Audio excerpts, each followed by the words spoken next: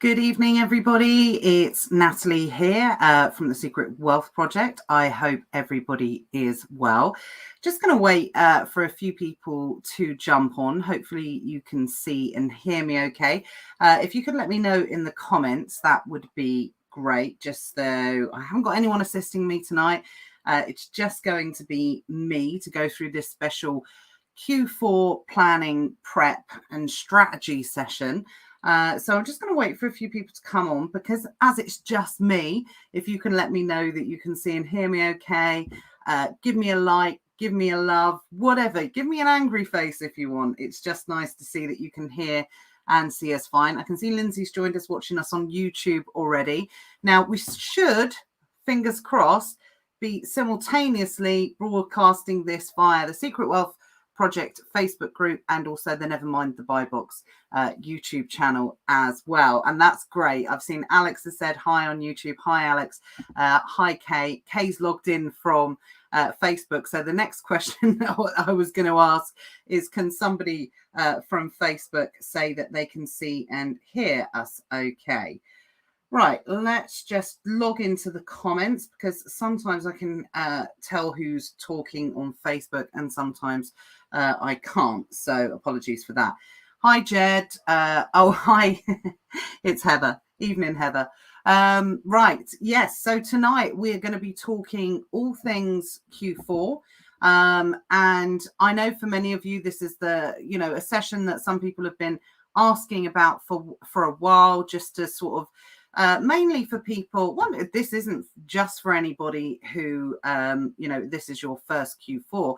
I'm hoping that if this is not your first Q4, if you are a seasoned Q4er, then you'll pick up some good tips from this as well. So yeah, we've got a few people joining us now, which is good. Great. I think, do you know what I think might be happening here, and why I can see some comments and why I can't, is because I think that there are multiple versions of this video being streamed in different places. I had a bit of a glitch with StreamYard yesterday where they weren't allowing to connect it through Facebook.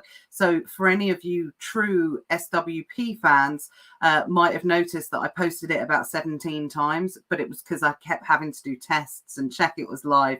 But the main thing is I can see, and you can see and hear me, which is good. Nina's joined us. You can say you can see and hear us, so it's fabulous. Can see and hear you fine. Trudy says hi. Hi, Natalie. Good evening. Good evening. I've got a funny feeling I'm not going to be able to tell. Oh, no, I can see the comments now. There we go. I've got it. Brilliant. Okay, I can see it now. So it's James. Hi, James. Hi, Simon. Hi, Vlad. Hi, Fran. Hi, Paul. So, yeah, keep us coming. Now, the reason I wanted to do this session, and I posted a little bit of a sort of funny meme in Secret Wealth Project group earlier, was one, you guys have been asking when we're going to start talking about Q4. And I feel like, this summer's never kind of ending. The kids are going back to school next week. And for me, that's when Q4 prep really, really starts. I've openly said that the last couple of weeks, taken the foot off the gas a little bit, because wanted to spend a bit of time with the children before they go back, but they're going to be heading back next week. So that's when things change. And there certainly feels like this transition from the end of the summer. And that's why I posted that meme about, being in the summer wear, saying goodbye to the summer, and then all of a sudden getting into Q4 mode. And I thought tonight would be the perfect time to kick off for us talking about Q4. Now, we're still going to be, as of tomorrow, a month away from Q4. But as you know, it's something that most people want to start thinking about it now in the world of Amazon and e-commerce and, retail. The world of retail probably was thinking about it 6 months ago. And whilst Q4 is always on our mind, we do try and keep so much of a lid on it until we get to, this period of time now. Now, we're going to talk tonight. We're going to talk about some, preparation. We're going to talk about expectations, demand, certain types of different things. But I don't want you to think that this is just going to be it and we're not going to talk about Q4. This is the first of the sessions that we'll be talking about Q4. And as we go deeper into Q4, to be honest, it's all we talk about. We don't talk about anything else at that time. So, I don't want anyone to think, okay, well, done the Q4 prep session. That's it. Tonight's over. We're not going to be talking about it ever again. We are definitely going to be focused on it quite a lot over the next couple of months, and hopefully delivering some really good value for you guys and supporting you guys what might be through your first Q4, or as I said, if it's going to be something that you've experienced before, but you might want to, know what to do to be able to scale it up this year, to be able to get the best out of Q4. Maybe it was your first Q4 last year. It was a COVID Q4. We don't know if that's going to be the same this year. We don't know how much of the pandemic is going to have an impact on Q4. But what we want to be able to do is plan for all eventualities as much as possible. And that's what we're going to start talking about tonight. Which is good. Now, as I said, it's just me tonight, so apologies if I miss your comment or a question or anything like that. We're going to do things a little bit differently tonight. I'm going to be sharing my screen a little bit. I'm going to be going through some slides, going through some examples of certain things, and showing you different sort of, just sharing some experience and things like that, so you guys can get a start of an insight into, what preparing for Q4 is going to be about. As I said, I'm having a little bit of a mare with these comments tonight already. Sean said Q4 is going to be amazing. Elizabeth, my first Q4. Congratulations. You're absolutely in the right place. Hi, Jane. Hi, Ray. Hi, Ricky. Hi, Sue. Hi, Dean. It's a really exciting time, to be perfectly honest.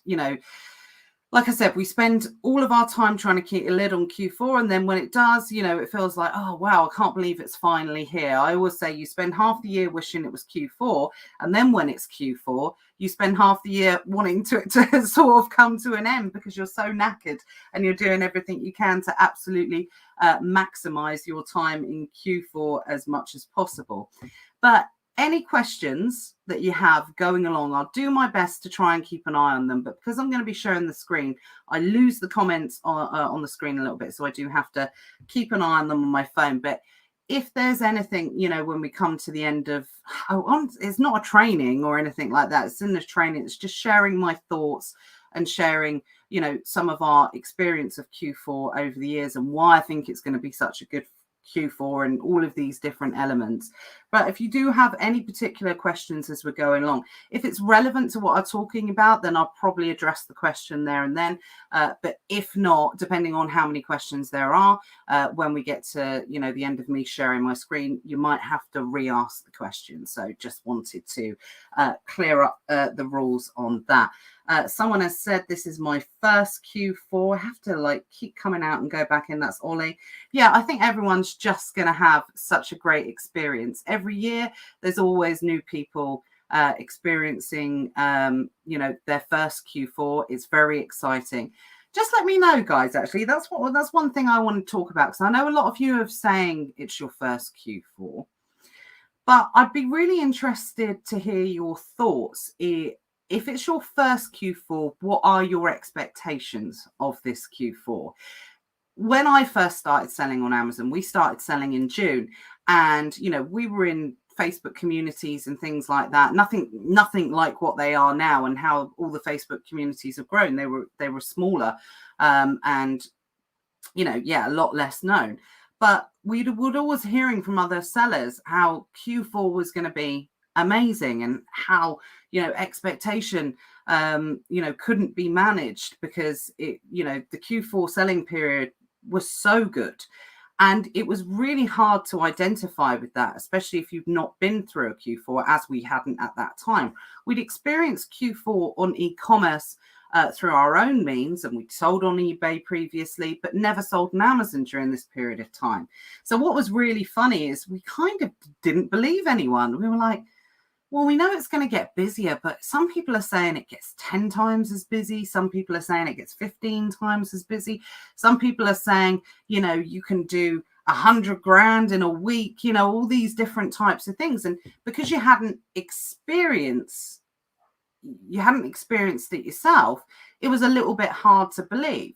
So, but the difference is now, with a lot of you that are experiencing your Q4, it may well be that you have experienced some of the really high peaks that we saw during the COVID pandemic, which, there were certain times during lockdown. Again, appreciate if you were with us during the first lockdown, then you would have experienced a Q4 more than likely.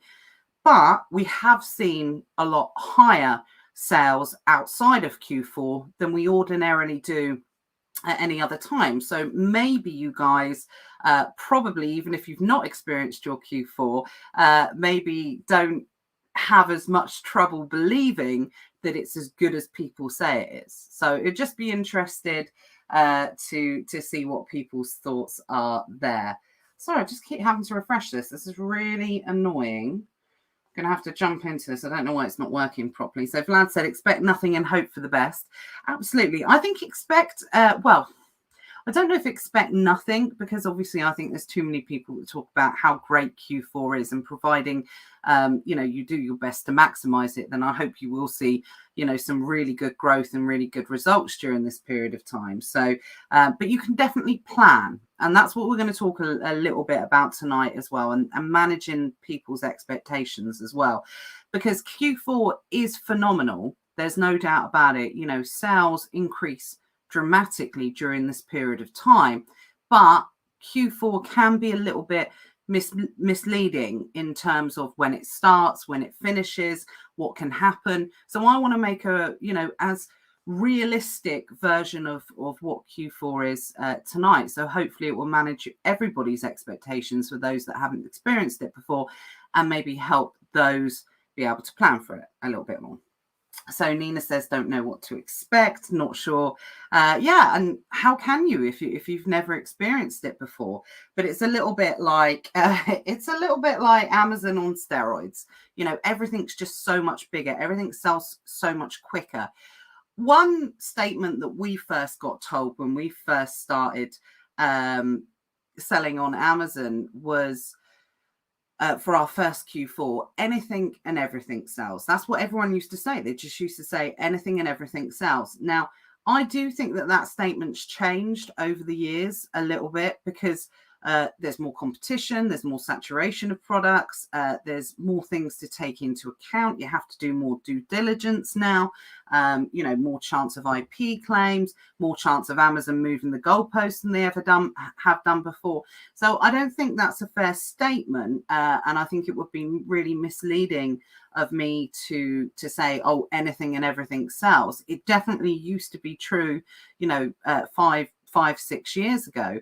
Q4 was the time that you could just get rid of all your bad products that you'd bought over the years, because anything and everything sold, and it generally sold as a product. It didn't matter if it didn't have any sales history or anything like that.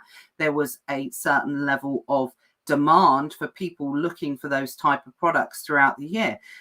I've never had any particular luck with selling, certain lines of toy products, but I'd always not keep buying them, but there'd be the ones that we bought over the years. Maybe we remove them back during free removals, but then we would definitely send them back in for Q4, because they would sell during that period of time. So it's, slightly different expectation now, because Amazon have moved the goalpost a lot more. There is more competition. But at the same time, there's a lot more offering of products now. There weren't as many products on Amazon. So there's a lot more competition, not just in terms of sellers, but a lot more competition in variety of products. I don't know the exact figures, but in terms of increase of products would have been exponential between 6 years ago and how many products are listed in the Amazon catalog now, due to the amount of sellers that come on board, sell private labels, sell different ways of selling on Amazon, all of these different areas. So if you do hear people saying anything and everything sells, it is true to a certain extent, but please literally don't take it as gospel, and don't just go out and buy anything and everything. All due diligence and checks and everything still need to be applied now more than ever, because you definitely do not want to be investing your hard-earned money and your hard-earned investment into bad products that are not going to sell over Q4. So yes, when it was back in the days of the Wild West on Amazon, 5 years ago, that was definitely more true. It's true to a certain extent, in the sense that, things that don't sell as well definitely will increase during this period of time. Right, Daniel says, is there any news on the last FBA shipment date? So we haven't heard anything. Normally let sellers know this. Maybe I missed the memo. Well, there's no last FBA dates, essentially. It's something that you can continue to keep sending for as long as you want. We will talk about shipment dates and shipment expectation times this evening, and I'll give you an idea of, in reality, when if you've got very Christmas seasonal specific products, and if you want to get them in and when you want to sell them by, yes, there's definitely sort of dates that you want to make sure that you've got your inventory. But this year is going to be slightly different because of the introduction of the restock limits. So kind of all rules to a certain extent have been thrown out the window. We don't know what Amazon's going to throw over this quarter in terms of how they're going to react to restock limits for people. Do people have to adopt, self-fulfillment for certain items and things like that? So again, going to cover all of that tonight. But, as a bit of a spoiler alert, there's no such dates, essentially. I know people that send stuff in right up until the last week or so. But in reality, if you want to ensure your goods are Christmas specific and you want them sold by Christmas, I would say probably the end of November, possibly just before the Black Friday holiday, is time when you want to make sure that you get stuff in. But don't underestimate the power of the last minute sale in December. It's something that the last 2 weeks of sale, of selling products on Amazon in December, it is no exaggeration, some of the products that we sell, some of our own unique products, in that last 2-week period, where we've missed out in previous years because we've gone out of stock and things like that. We try and stay in stock as long as possible, but the sales go so crazy that in that last 2 weeks of one particular product, we can sell as many units as we've sold the whole quarter. So it just goes absolutely crazy. Yeah, last day, payday before Christmas, 100%, absolutely crazy. Natalie just said, I seem to have a problem joining. I think that's because we're running 2 streams at the same time. So I'm just going to join that. I'm just going to say, I think sorry about this, guys. Our 2 streams. Have a look in the SWP Facebook group. Sorry, guys. I know it was a bad thing not to have someone on with me tonight. It's because, I'll tell you specifically, the reason why I didn't have someone on with me tonight. Oh, I think Natalie's managed to join us on YouTube now. I can see you now, Natalie. I think the reason why I didn't have it on tonight is because I want to go through so much information. And I feel by having a second one on, as much as I obviously want another person's perspective on it, which we will get in the coming weeks, over various different conversations. I want to get through quite a lot of information tonight, and by having a second person's perspective on it as well, it just mean that this session will probably turn into about 4 hours or something like that. So I think it's probably good. That's why we persevere and do it on our own. Right, let me go back into the other live stream. I really should get rid of that one. Here we go. Just to go back to the comments. Daniel said, I've only been doing Amazon 3 months, so looking forward to the journey. Absolutely. Vlad said, just trying to be more humble. Don't want to be disappointed. I really don't think you will, Vlad, to be perfectly honest. I think it's something that, providing you put the effort in, which I know you will, then you're going to see good results, during Q4. There's no doubt about it. It's kind of impossible not to. Hi, Cindy. Started in Q4 last year. Didn't know what hit me. Great time to start. But sometimes when you start in Q4, I don't think there's ever a bad time to start. But sometimes when you do join in Q4, it can be a bit like, oh, no, what if I'd have joined 2 months ago? And you have to wait a whole 9 months, 10 months for it to start again. But it does give you a good taste of what it can be like, so you do have that belief that can keep you going through the rest of the year for sure.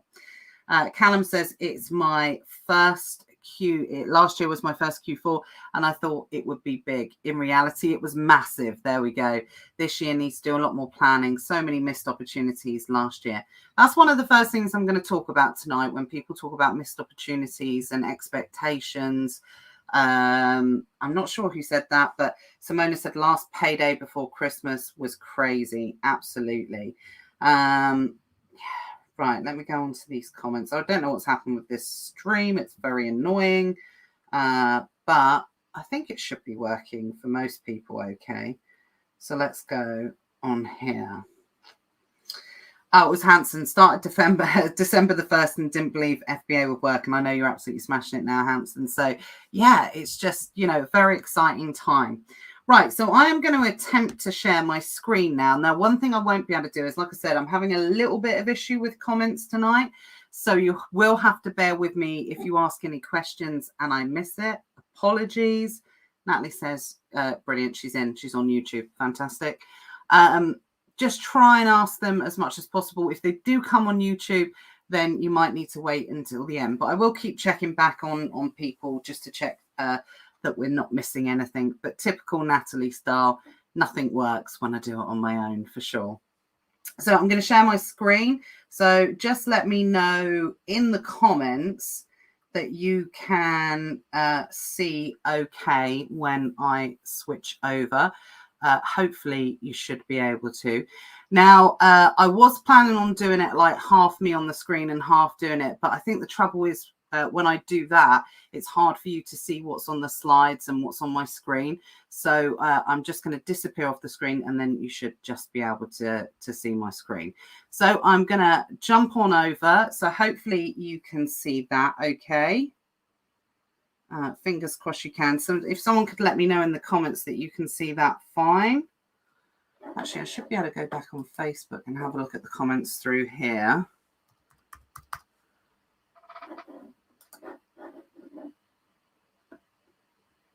Here we go. Yeah, I think you should be able to. Last comment. Yeah, perfect. I know a few of you said that you can see the screen. Perfect. Oh, I can see the comments on here. So fingers crossed, I should be able to do that. Okay. Yeah, perfect. Okay, so let's get started. Q4 planning, prep and strategy live session with me. So coming up tonight, just a couple of the things or a few of the things that we are going to cover. We're going to cover Q4 demand expectations, so managing expectations, what we think is going to happen over the next few months, how it can affect us and all those different types of areas.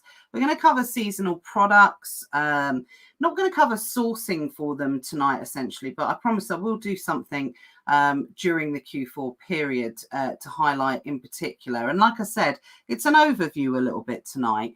And things that you want to know more, I'm more than happy to hone in on during Q4 as we go through it.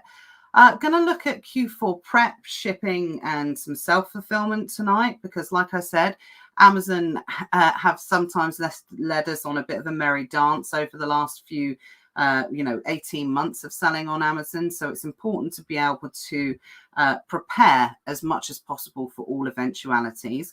Going to look at stock levels and restock limits. Going to look at pricing, maximizing profit, and also cash flow. I would say outside of anything coming from Amazon being unforeseen, like we had during lockdown where they closed FBA or anything like that, I would say definitely cash flow is one of the biggest areas where people really struggle during Q4, just because of the Amazon disbursement system. And there are so many deals and people really do suffer from high levels of FOMO during this period of time, because you just feel like if your cash is not being returned quick enough, if you're not managing your cash flow effectively, then it really can have an impact on your Q4.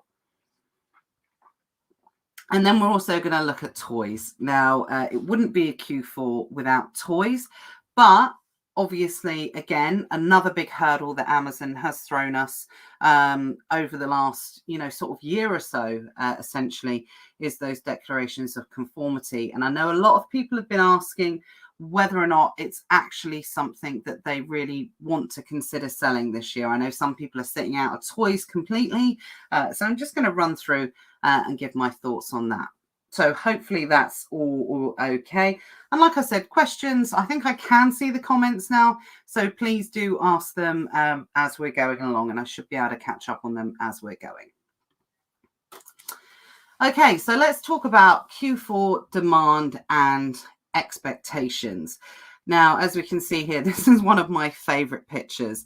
When you don't see it so much now, but when the UK and the US and places like that first introduced things like Black Friday, you see people scrabbling for deals, and you see people looking to get the best possible deals for electronics and all different types of things. And in the UK, we've really embraced, the Black Friday weekend and the Cyber Monday weekends, and those kind of holiday periods or seasonal shopping events. We've really adopted them, but as Amazon sellers, we can really take advantage of them for a few different ways. And again, we'll cover it and we'll go over it tonight, but we'll definitely be covering it in more detail over the next few months, the closer we get to it. But the closer we generally get to these holidays, like seasonal selling events like Black Friday, the busier it becomes. Now, actually, ever since in the UK, we adopted Black Friday, because it's always been an American type of event. And it's only really the last few years that we've started adopting it. But we really embraced it really, really quickly. It has actually had an impact on selling, to be perfectly honest, over that period of time. I actually think, depending on when the dates do fall, it can push sales back a little bit further, and things sometimes don't start kicking off really until after those dates, because people are waiting to see whether or not there's going to be any certain type of deals before they do that. But I do think this year in particular is going to be a bit different, and I'll come on and I'll talk about that whilst we go through this, because I think things have definitely changed. And I think things this year, for the first year, I think there is going to be some changes because of everything that we're experiencing in the world right now, which I will go through. Okay, so one of the things I wanted to talk to you about beforehand is understanding demand on Amazon during Q4. And for you eagle-eyed viewers out there, you might first of all say, well, why has she brought up Easter eggs here?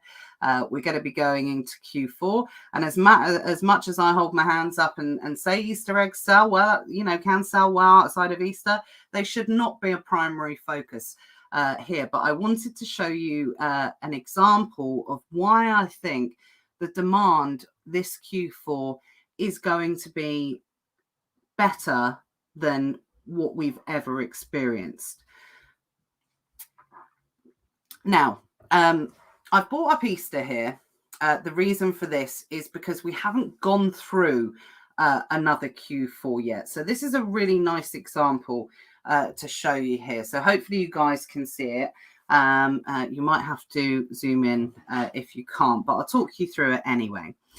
Now, a lot of people been selling on Amazon for a long time. When COVID hit, we thought that we would never see anything like it again. We thought, wow, okay, these type of demand, the amount of traffic, the amount of people that are searching for goods on Amazon, the amount of Amazon customers, nothing is ever going to beat COVID, because, COVID lockdown was the biggest extreme of online shopping that anybody saw, pretty much anyone, in most of the world, because of all the shops were shut. And Amazon became the go-to place to be able to get those must-have items that people needed during lockdown. So here's an example of what I wanted to show you. So in 2019, the amount of people that were searching search term Easter eggs, obviously is a specific search term. If you are putting that search term into Amazon, then you're looking for Easter eggs. There's a good chance you want to buy an Easter egg. So it's a very specific search term that people are looking for on Amazon. We can see here in 2019, it was 150,000 people per month were searching that particular search phrase. So 150,000 people at an absolute minimum were looking to buy Easter eggs. Jump forward during 2020, 455,000. So that was a threefold increase from what was a pretty impressive search period of time the year before. And that happened in 1 year. So demand increased by 3 times during COVID for that particular search term, which is absolutely massive.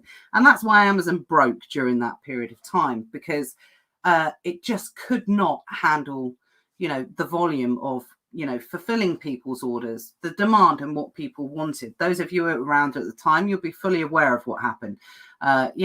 Amazon literally broke overnight, and it took them a long time to recover. And because of everything that they're putting into place, like restock limits, they're still recovering it, from it now, and putting things into place to be able to keep up with the demand. But what was interesting at the time is people say, well, it'll never go back to that. It will never return to that. It was a one-off. COVID, people are at home. It's not going to continue on. Amazon can't stay that busy. Well, interestingly enough, fast forward another year later, and not only has that demand stayed the same, not only has that demand not decreased as many people predicted that it would, it's actually increased. Not by much, but still, it saw an increase from the year before. So what we're expecting is to see something very similar for this Q4. And the reason why that's happened is because people have changed over the last 18 months. Shopping habits have changed. There is no doubt about it. People who had not or were not Amazon customers before the lockdown got converted. People that maybe didn't agree with buying on Amazon or didn't think about buying on Amazon were forced to do so during that period of time. And do you know what they found during that period of time? They found that they actually liked it, because Amazon puts its customers first. Amazon delivers on their promises. Amazon spent the last 18 months leveraging trust in their customers through us, third-party sellers, and through their own fulfillment as well.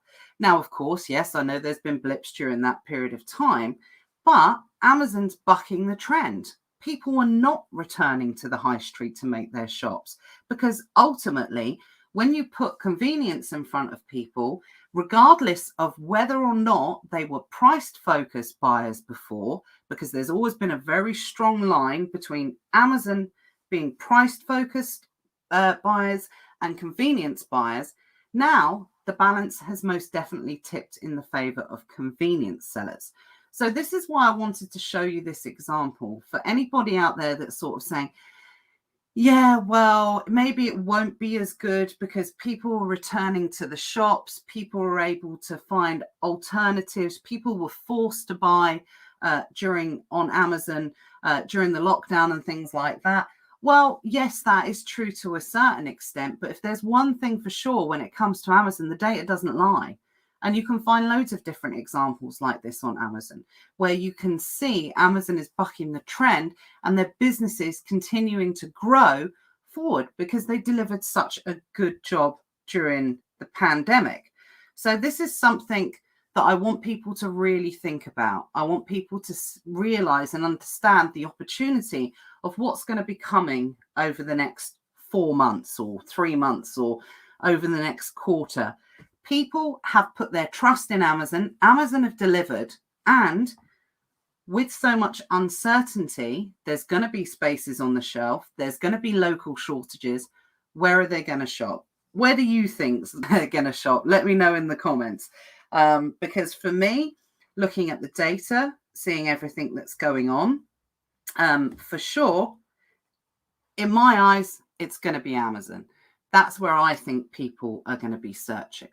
So, yeah, for anyone that's just joined, we're not talking about Easter eggs. I wanted to show this example because it's a seasonal selling period that we've already gone through post the major time of the pandemic. And guess what? Business still continues to grow. So, here's another example as well. Very targeted, something that, again, I wanted to just quickly show and highlight for the same reasons is the Lego Advent Calendar. Very popular selling item over the period of time because I felt I couldn't just leave you on Easter eggs. I'm going to have to do something that is, seasonal. But again, you can see here, you haven't got the same 3 peaks because we have yet to go through the 2021. So if you're tuning in this time next year, then we will have that data to be able to share with you. But now, again, you can see 2019 search for a very specific search term. People that are looking for a Lego Advent Calendar, you don't get more specific than that unless it niches down into, like Harry Potter or Star Wars or something like that. But again, you can see during COVID, we saw the same trend, almost double the search volume. And yes, it's not probably going to double again. Possibly it might. We might wait and see. But hopefully you'll see from the data that Amazon is continuing to grow where other traditional retailers are reporting losses. So if you're going to put your trust in a time to sell on Amazon, now that's the time. Does that make sense, guys? Let me know in the comments. I think the comments are frozen for me, so hopefully someone can let me know that.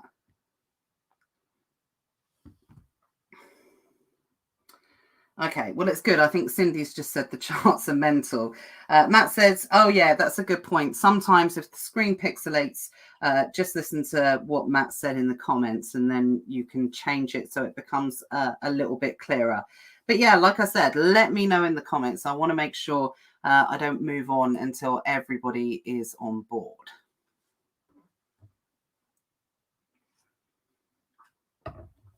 First time ever the comments have mucked up, unfortunately. Just when I don't need it. Okay, well, I'm assuming everyone's on board.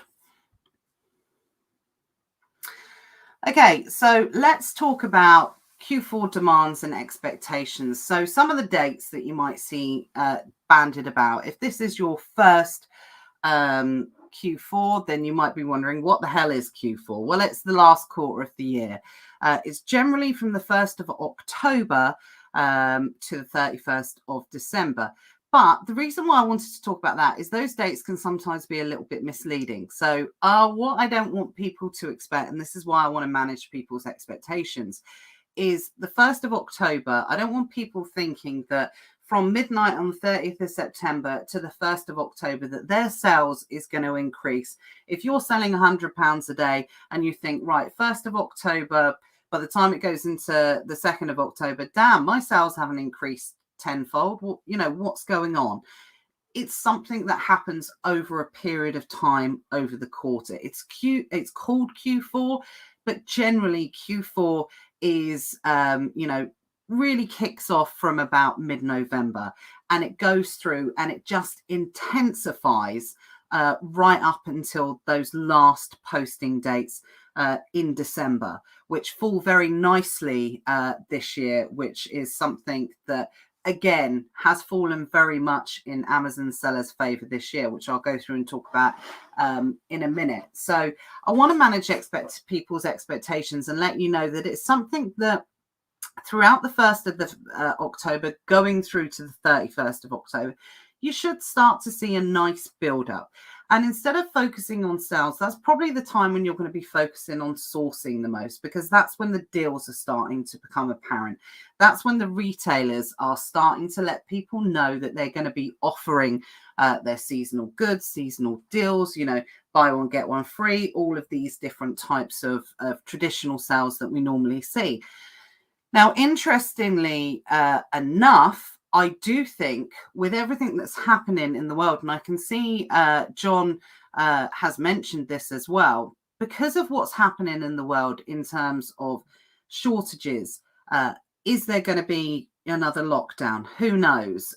People getting pinged, people being told to self-isolate, people getting COVID, shortages due to everything that's going on with China in the shipment, Brexit delays, everything that we have experienced this year, shortages of materials. So therefore, there's not going to be enough goods to go around as there would normally.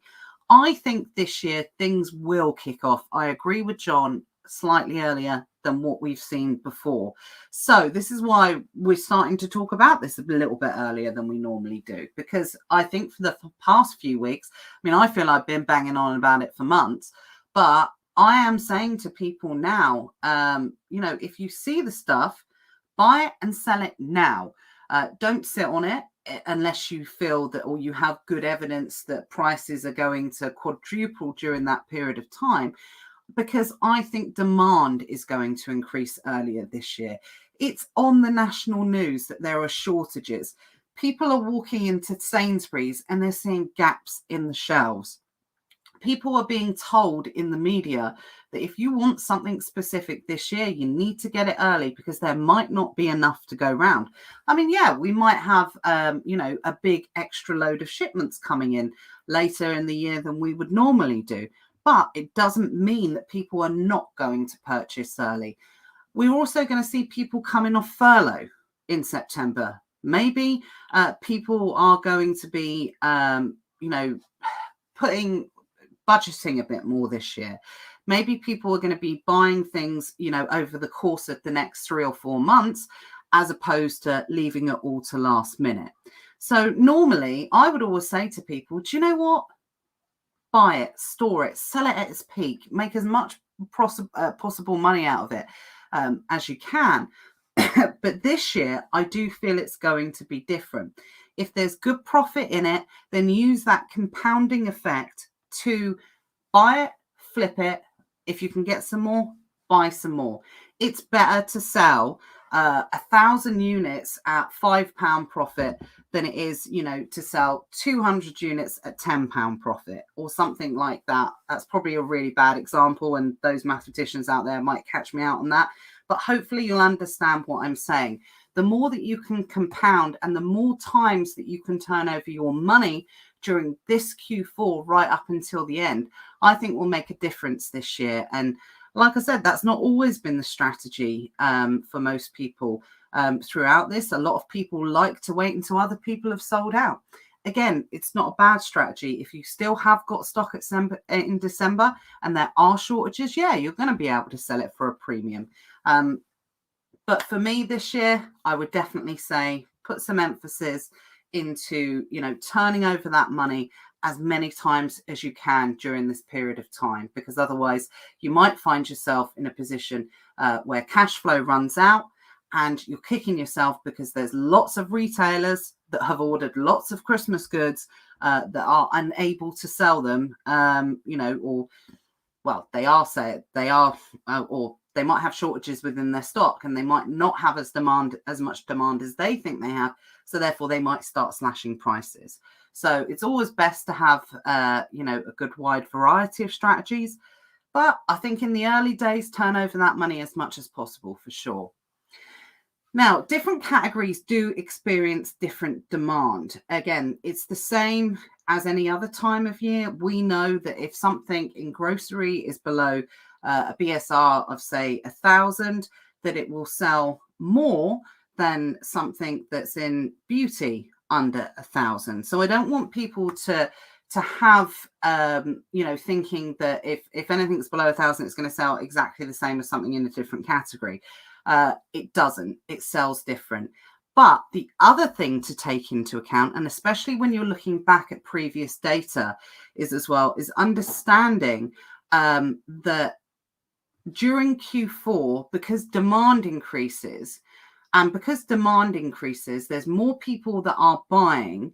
A BSR in particular can look like it's completely static and it can stay exactly the same.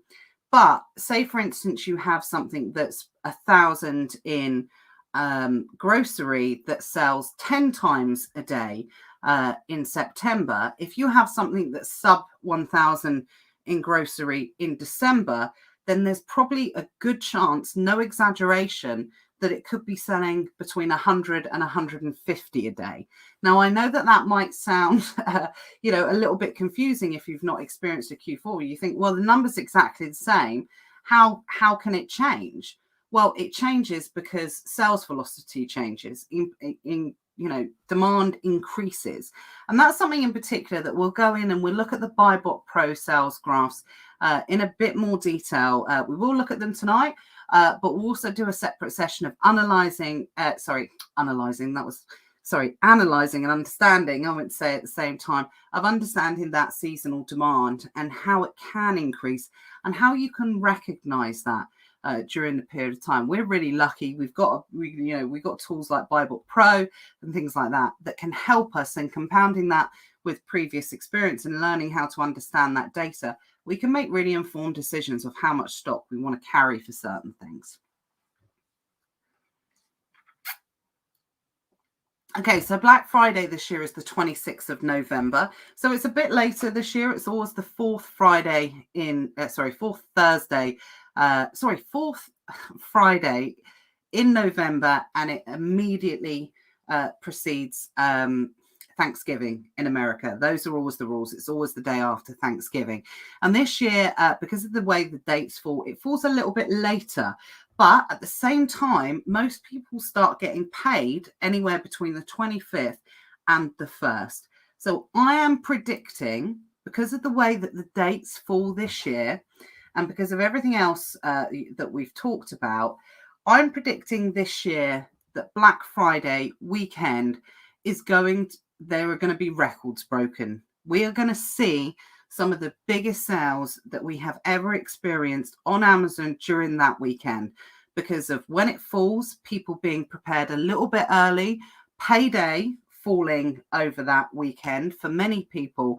I think that is one of the pivotal dates this Q4 when you want to make sure, and I know someone asked this earlier, where you get your majority of seasonal stock sent in by to really take advantage. If you are someone that is target driven, if you are someone who likes having those big sales days and you want to break records and you want to use that to really motivate yourself to do it, I think that is definitely going to be one of the really pivotal weekends this year to be able to do it.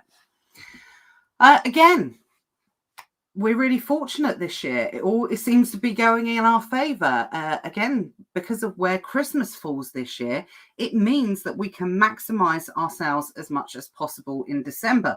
So this year, Christmas Eve falls on the 24th of December, which means you guys are going to be selling right up until Christmas Eve. Now, if Christmas Eve sometimes falls on like a Monday, what can happen is, because if you've got the weekend before that and people are out celebrating and doing different things, yes, we don't know what's going to happen this year, obviously, but the dates fall really nicely this year. So if they fall unfavorably before, sometimes you miss out on those extra sales days. And like I said, the sales in particular for the last minute shoppers out there, no matter what I'm saying about people being, prepared and buying early and things like that, there's always going to be people that leave it until the 23rd of December, buying a gift, buying a present for a loved one, and, really holding their fingers crossed that it's going to come or it's going to arrive in time. But those dates fall really nicely for us this year. We're able to really maximize selling as much as possible. And I think, again, for a lot of you that really want to take advantage and are selling right up to those last posting dates this year, then you are going to put definitely an extra few more thousand onto your turnover for December. For sure, because of the way that the dates fall this year. So that's something else just to bear in mind, to take advantage of. Please, please, please, don't think by the time you've gone into December, oh, it's too late, I can't ship anything else in. The dates fall very favorably this year for us. Now, the other thing I wanted to talk about under expectations is managing pricing expectations as well. Now, traditionally, and when I say traditionally, because I've always talked about how things have normally happened before, this year, this is one of the more unknowns because of the levels of potential shortages of goods, how people are spending their, how people are spending their money this year and things like that. I wanted to quickly talk about pricing expectations and managing your guys' expectations, because I know one of the areas that people do get incredibly frustrated in when selling on Amazon is, saturation, price tanking, all of these different types of things. Now, a lot of people don't talk about this, but I like to be really real with people, and I like to be really transparent with people about these type of things, and say to people that it's a myth to think that price tanking does not occur during Q4. It does. And actually, to be perfectly honest, because people get so excited during Q4 and they get their hopes up and there's so much expectation riding on it, sometimes it can actually get pretty bad during Q4. And do you know what? Some people might think, oh, you shouldn't be saying that to people or whatever. It sounds demotivating, but it's really true. Sometimes what can happen, people underestimate the demand will come quicker than it does.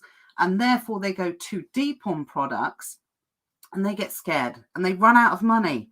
And they put all of their eggs in one basket and think, wow, I'm going to sell 5,000 advent calendars, or I'm going to sell 5,000 box of Thornton chocolate, or whatever you sell during this period of time. And you know what? They do it a little bit too early and the demand doesn't come, because the demand doesn't come until, like we said, mid-November. It will slowly increase over the quarter, but the craziness generally doesn't come until then. So people mismanage their buying.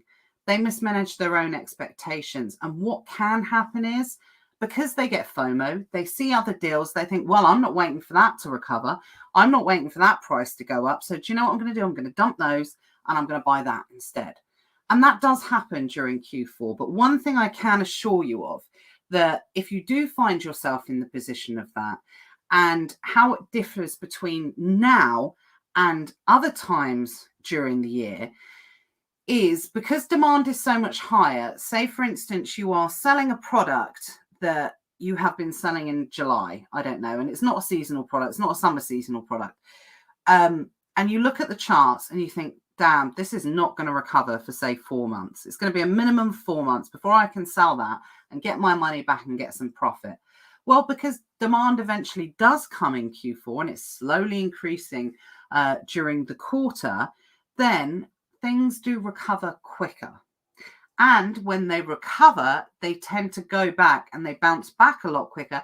And then generally, because so much demand, extra demand is being fueled by a lower price, potentially, it's becoming a more attractive.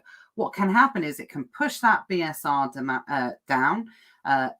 Interest in that product can go up and it can sell even quicker. And then by the time it comes around to you, it's come around to you a lot quicker than it would have done outside of Q4, because that demand is so much higher.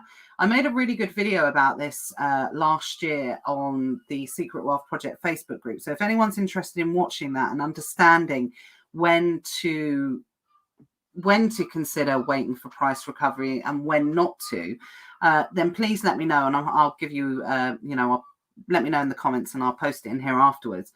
But I think it's really, really important to be able to understand that, and knowing that if you do get caught up in that, you kind of have to make a quick decision as to whether or not you're going to kind of exit at that moment in time and walk away with a small level of profit. But don't be kind of caught up with it. Once you're in it, you kind of have to stick with it unless you want to lose money on your product. So that's something else, just to manage that expectation and understand that, unfortunately, price tanking does occur during Q4, and it does occur just the same as it does outside of Q4.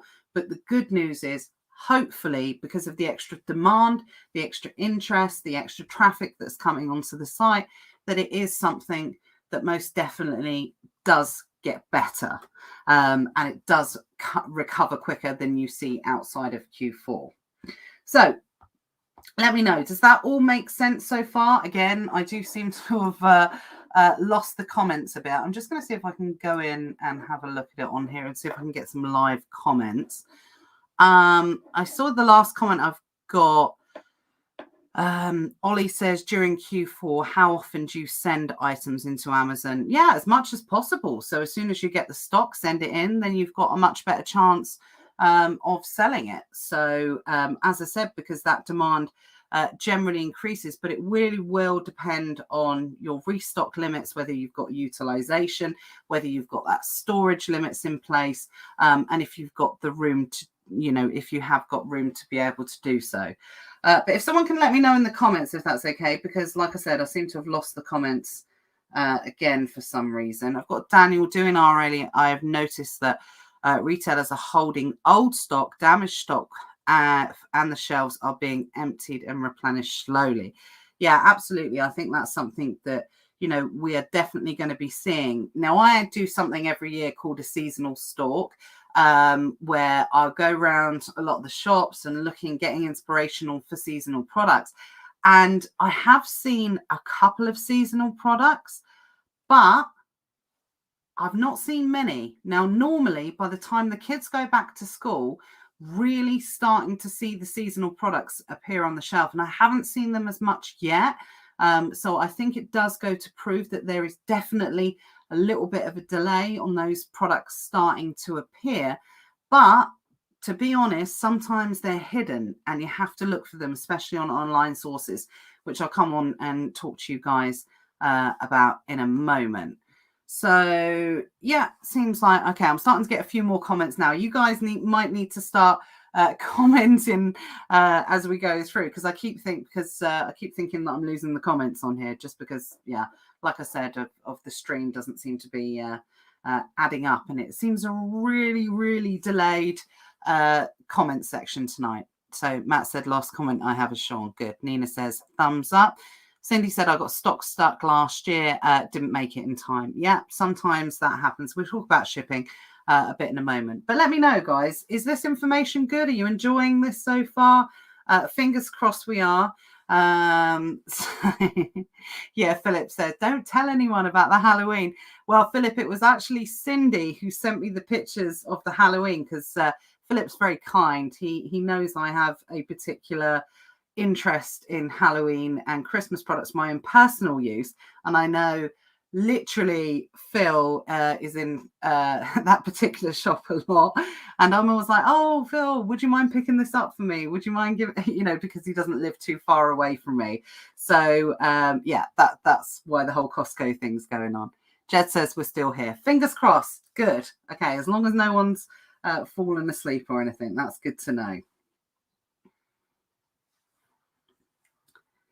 Okay, so let's move on to talk about advent calendars and seasonal products in particular. And I wanted to talk about advent calendars in particular, because that is the big seasonal seller. It's the big Christmas seller. It's not the only seller, but it's a really good example, a bit like Easter eggs. It's a really good example of the perfect seasonal product, in the sense that it's only available for a limited period of time. There's only so much stock, and it's only sold at certain points of the year. Now, I'm not going to get into the argument tonight, even though I was the one person that bought up Easter eggs, whether what's better, Easter eggs or advent calendars. I think that's something that's going to go along, forever. But, well, personally, I do think Easter eggs, because they're more targeted. There's way more advent calendars on the market than there used to be.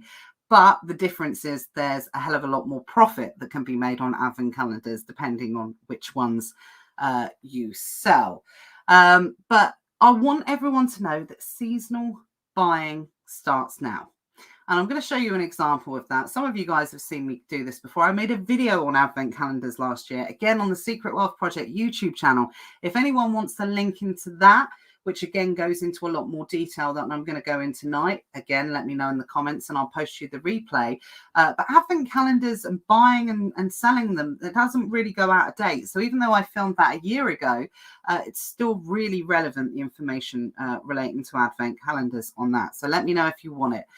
But one thing's for sure, a bit like the same with seasonal sourcing for Easter eggs, they don't, people buy them early. And in particular, there are certain types of advent calendars that go out of stock very, very quickly and have really, really high levels of demand.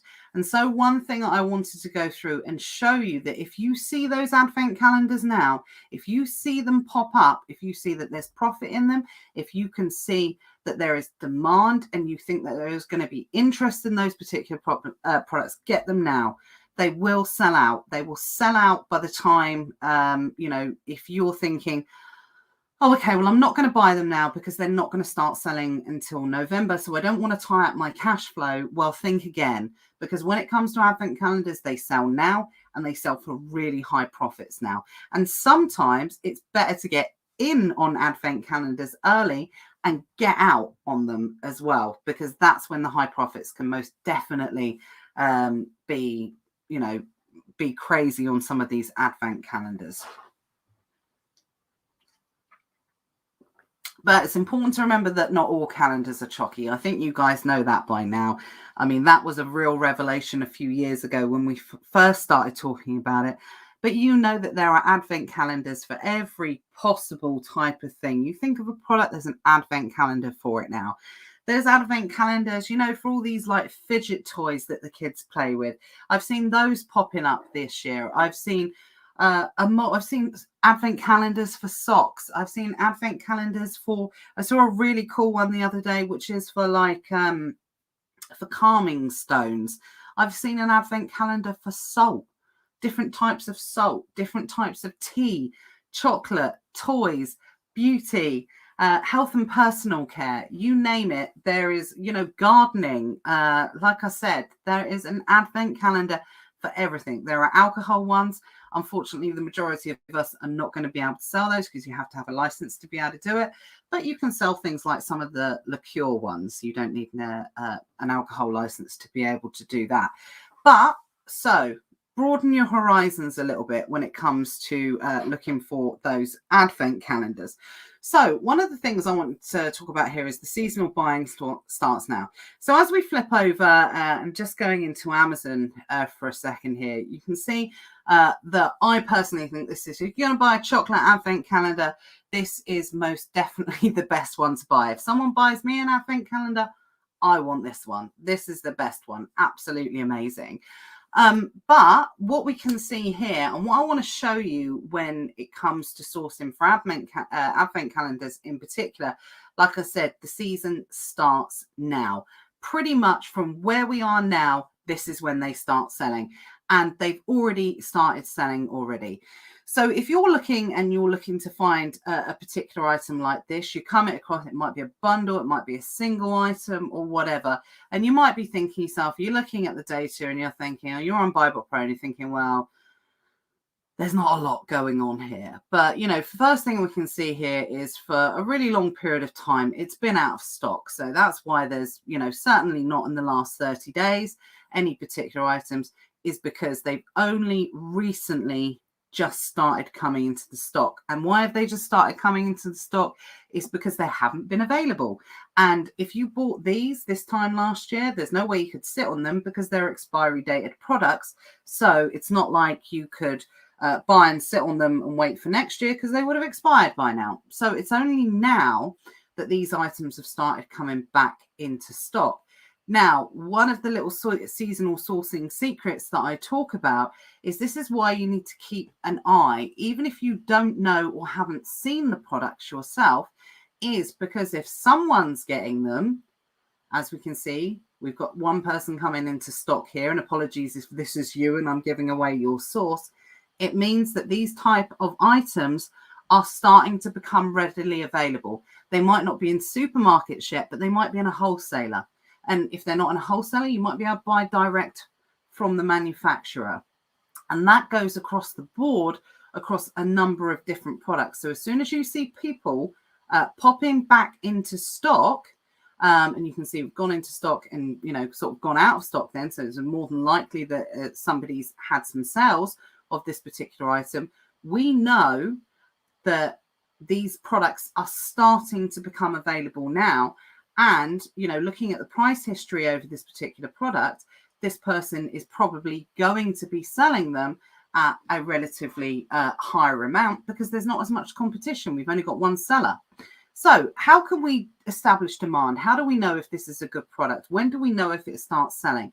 Well, the simplest way to do it, and even if the product is not exactly this itself, then we just look back at last year and we look back at the year before, because what we can see here on BuyBook Pro is this product's been selling for 694 days, which means that it's been selling for a little over 2 years. And the good news is that gives us really great data that we can make an informed decision on now, moving forward.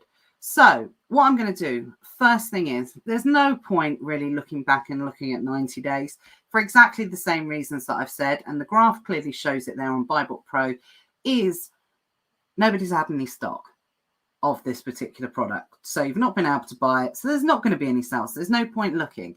And again, you could argue a little bit of 6 months as well. We can start to see the last people going out of stock. We can see the BSR coming down, which indicates tallies up.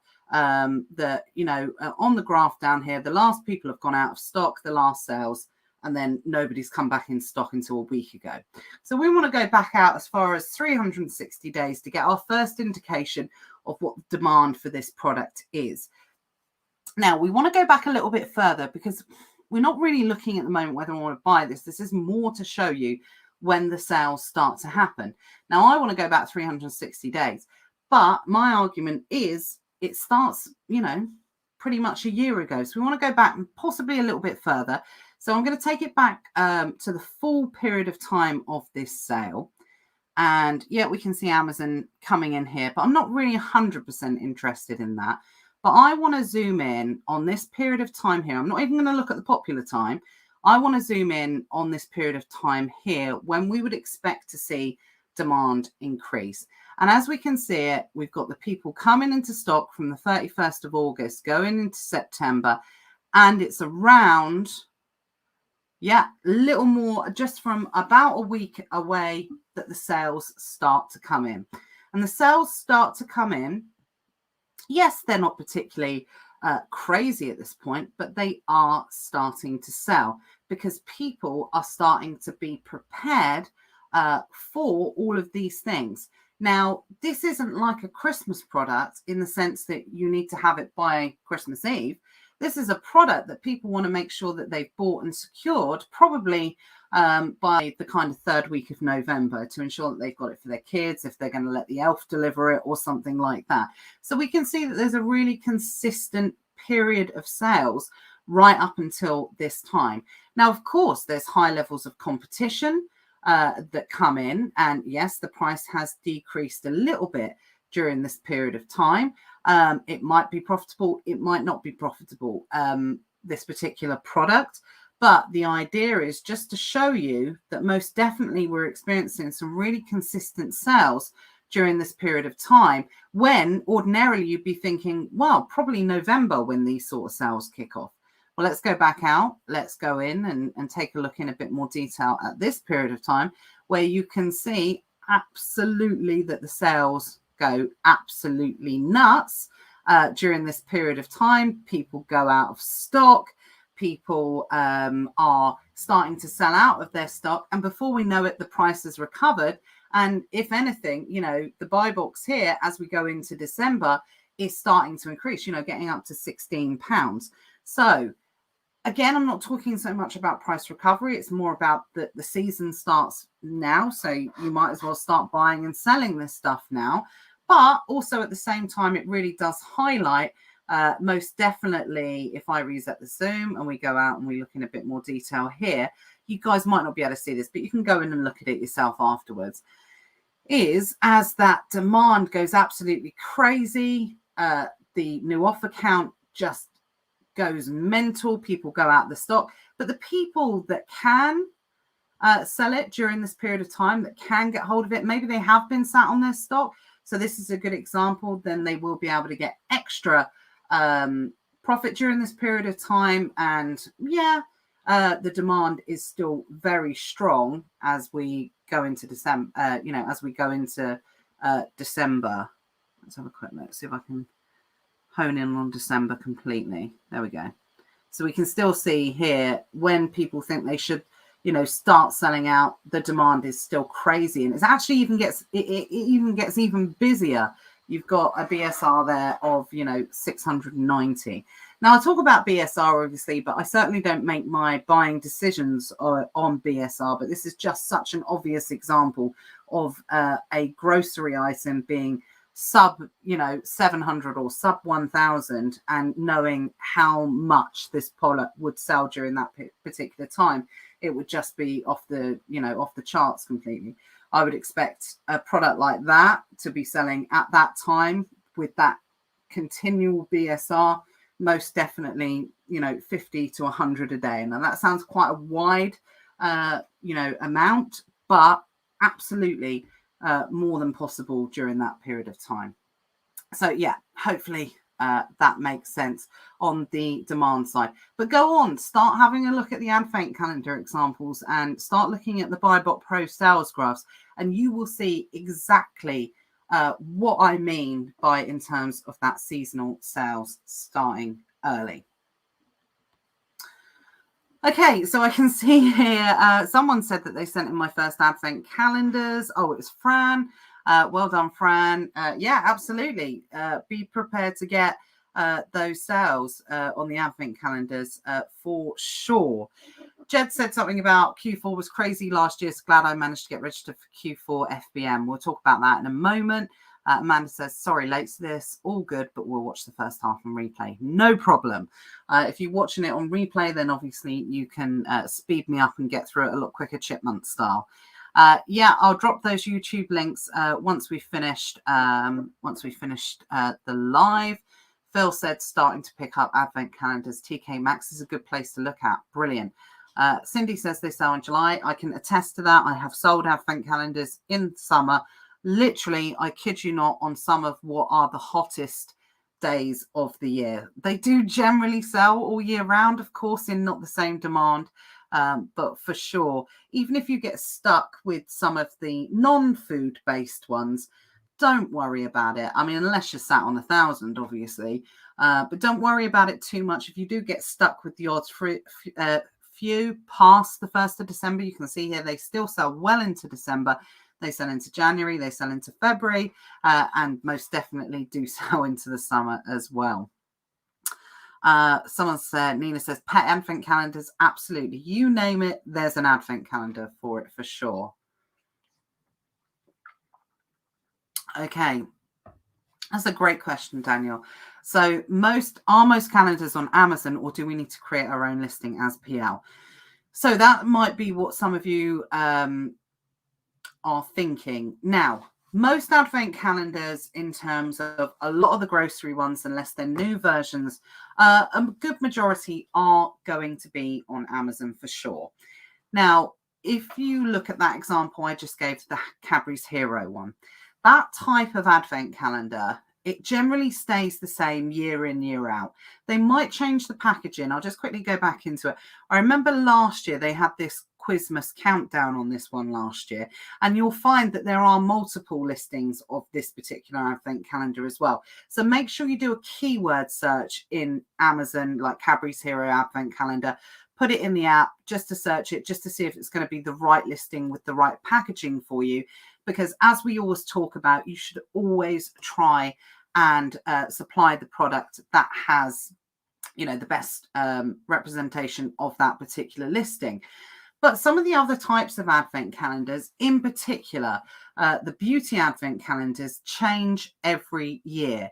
Now, I'm thinking of a couple of examples in particular, some of the more well-known beauty gift places and things like that. They change their packaging, they change the content.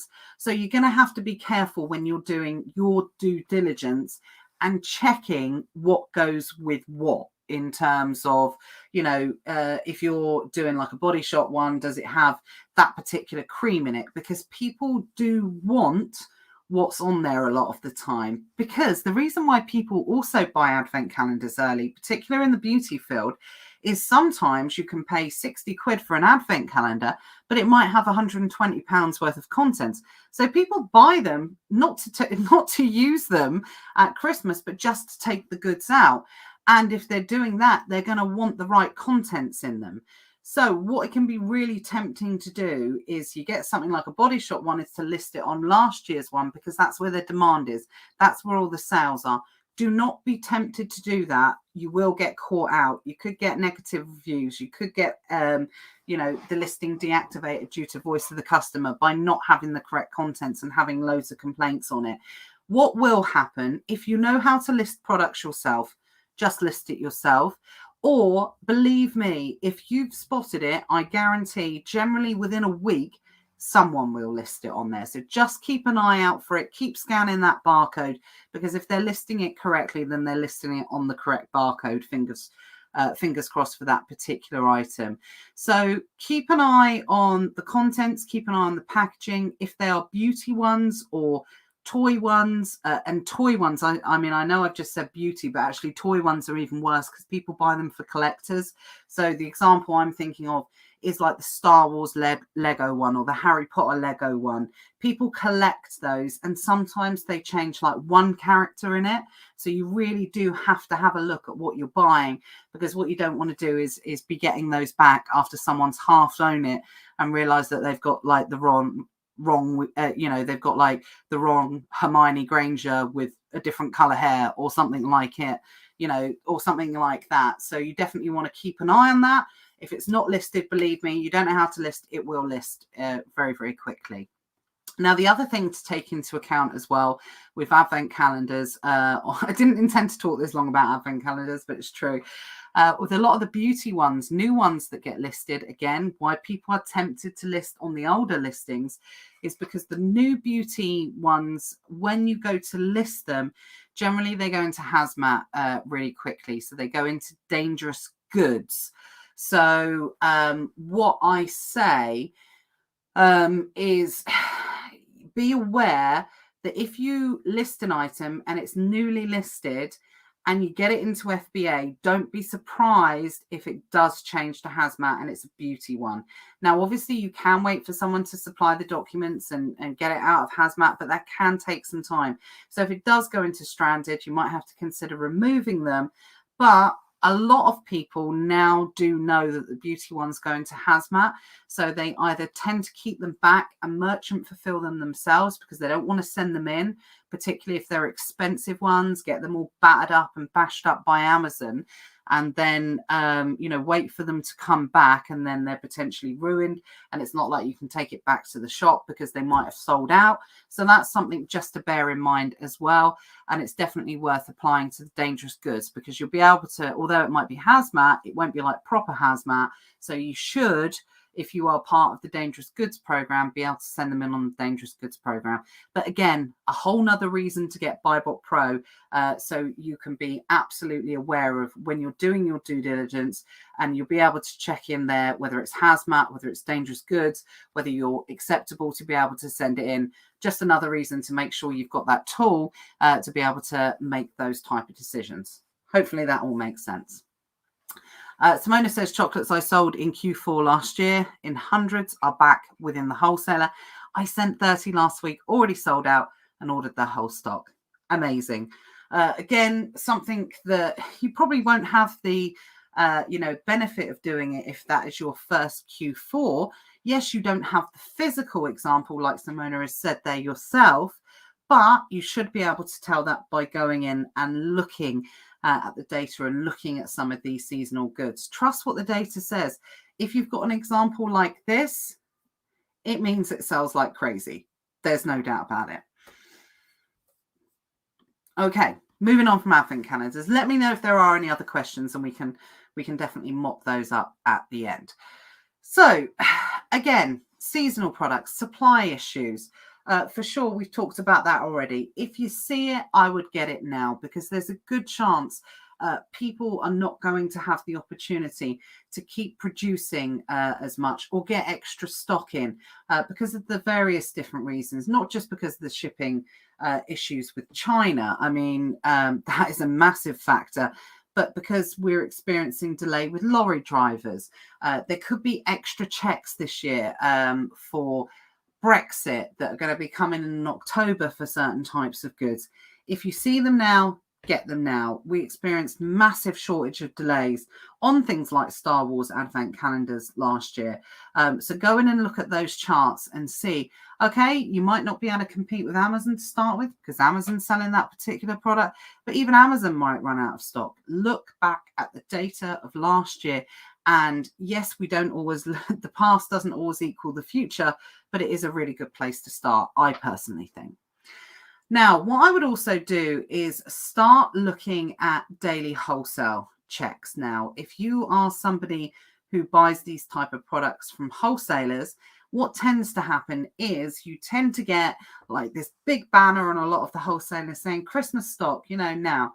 But what they start doing, which is a really good hack, is they start selling it beforehand. They just don't openly advertise it. So if you are aware of some of these retail wholesalers, believe me, go in and start checking them now. They might not be openly advertising the stock on the site, but believe me, there is Christmas stock there already. And I think it's because maybe lack of staff, maybe they're web developers self-isolating and off sick and things like that. Normally, we would have seen these things started to be advertised by now, but everything just seems to be on a little bit of a delay, a little bit of a go slow. And like Simona, if you can jump in there and get in before anyone else, then you'll be able to get in, get out quick and start to compound that money. So start looking now for those seasonal goods, because as we've already seen from the comments on here, for the example I've just shown you, that people start and buy already. Now, the other thing I wanted to quickly cover here was, I know it was mentioned, where do we buy? How do we know what type of advent calendars to buy? Well, you can go to Amazon, just search advent calendars, see what pops up.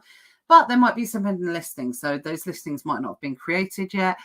They might be out of stock. So you might not be able to openly, visibly, or visually see them. So next thing to do is just go and Google it. I did it earlier. I put in top beauty advent calendars. And like I said, you can do this for every single particular niche. Top chocolate, top toy advent calendars. But don't just type 2021. Type in 2020 so you can get ideas from last year as well. Because what these like stylish, this is like stylist.co.uk. If you think about like the beauty magazines, if you think about the beauty bloggers, if you think about the sites and things like that, they love talking about this sort of stuff, and they'll go through and they'll give you a ready-made list. And this is particular for 2021, but you can go and look at last year's if they haven't popped up last year, and it will just give you a really good indication of where you can sell. You can see you've got Lush. I mean, don't sell Lush on Amazon, but here we go. Body Shop. If you go through, it'll have like all the Body Shop ones. It's got low octane.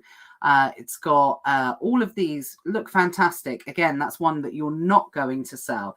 But S-Bar, you can have a look at all of these different products. You can search them. You can see if they're available. You can see if you should sell them. You can see what the demand is, whether or not you can make them work. A lot of them are really limited edition. And I'll show you one, this one, which is the glossy box one. Now, I don't know whether you can sell this one on Amazon or not. But I do know this particular advent calendar, and I know that this is such a popular advent calendar that it sells out within like 30 minutes. And if you go onto the Glossy Box site, you can see they're openly talking about it. We've got 25,000 people registered for the waiting list. Well, what does that say to you? It's going to sell out really quickly. And if you can get some, then even if you don't sell them on Amazon and you like flip them on eBay, or you flip them on Gumtree or Facebook Marketplace, is where there is such demand for something like this, you will always be able to sell it at a later stage. So that's something important to say. But again, I've got another example here of like the top toy ones, Swizzles, Peppa Pig. You can go through LOL, all of these different type of toys ones that you can sell. Got some grocery ones here. Be aware that some of them might border into private label products, so you just need to do your due diligence on those and definitely double check for sure that there would be no potential IP issues or anything like that whatsoever. But I'm going to give you one of my biggest tips here. for advent calendars is go to YouTube and have a look, because people love unboxing advent calendars. My kids watch it all the time. Loads of people want to know what's in those advent calendars. So if you go on and type things like advent calendar unboxing, then you get loads of videos popping up showing you all the different types of advent calendars that you can particularly search. That is, of course, if you do need the inspiration for that. As we said, check expiry dates. Some of the goods that you buy now might expire before the time. This goes for seasonal products, not just advent calendars. So I'm talking any food-related seasonal products, because you just have to bear in mind, when I went out and did my seasonal stalk earlier, last week, one of the things that I'm thinking about adding into some bundles for this year actually expired in November. Well, that's not going to be any good. I'm going to get complaints about that. So just bear that in mind, that if you are looking to buy seasonal, even though I think a lot of the time they will sell before, you don't want to take the risk of someone holding on to it until Christmas and then putting in a refund, and you've got no chance of reimbursing that product or anything like that whatsoever. Another quick mention on meltables, because I know that that's a question that is probably going to come up at some point. Summer's over, guys. Send them in now. Who cares? It's, the warehouses, unless there's some sort of Indian summer that we're going to experience in September, the temperatures have dropped. Anything below 21 to 23 degrees on the outside, anything below that is generally okay to start sending in meltables. I know some people are saying, oh, Amazon says you can't do it until this date in September or October or whatever. It's not a suspensionable offence.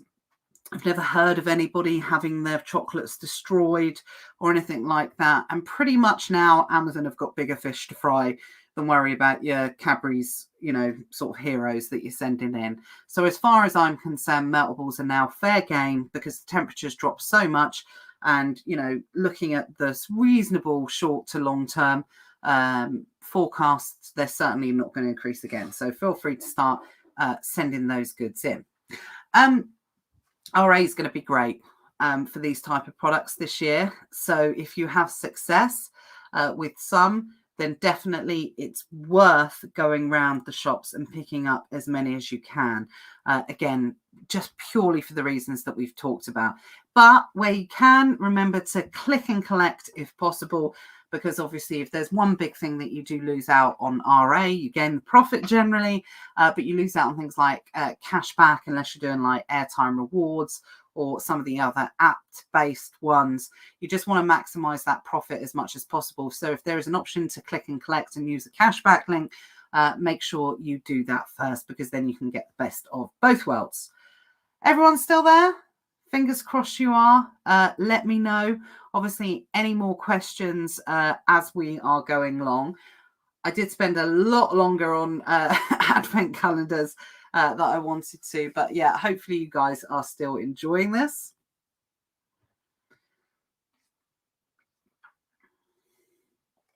Okay, all good. Still here. Brilliant. Comments seem to be a bit quicker, which is good. Okay, so Q4 prep, shipping, self-fulfillment. I'm going to run over this. I think next week we're going to start talking about prep centers. So I'm not going to focus on this too much because this is definitely something we are going to cover during Q4 without a doubt. We talked about dates earlier on. We talked about some shipping dates.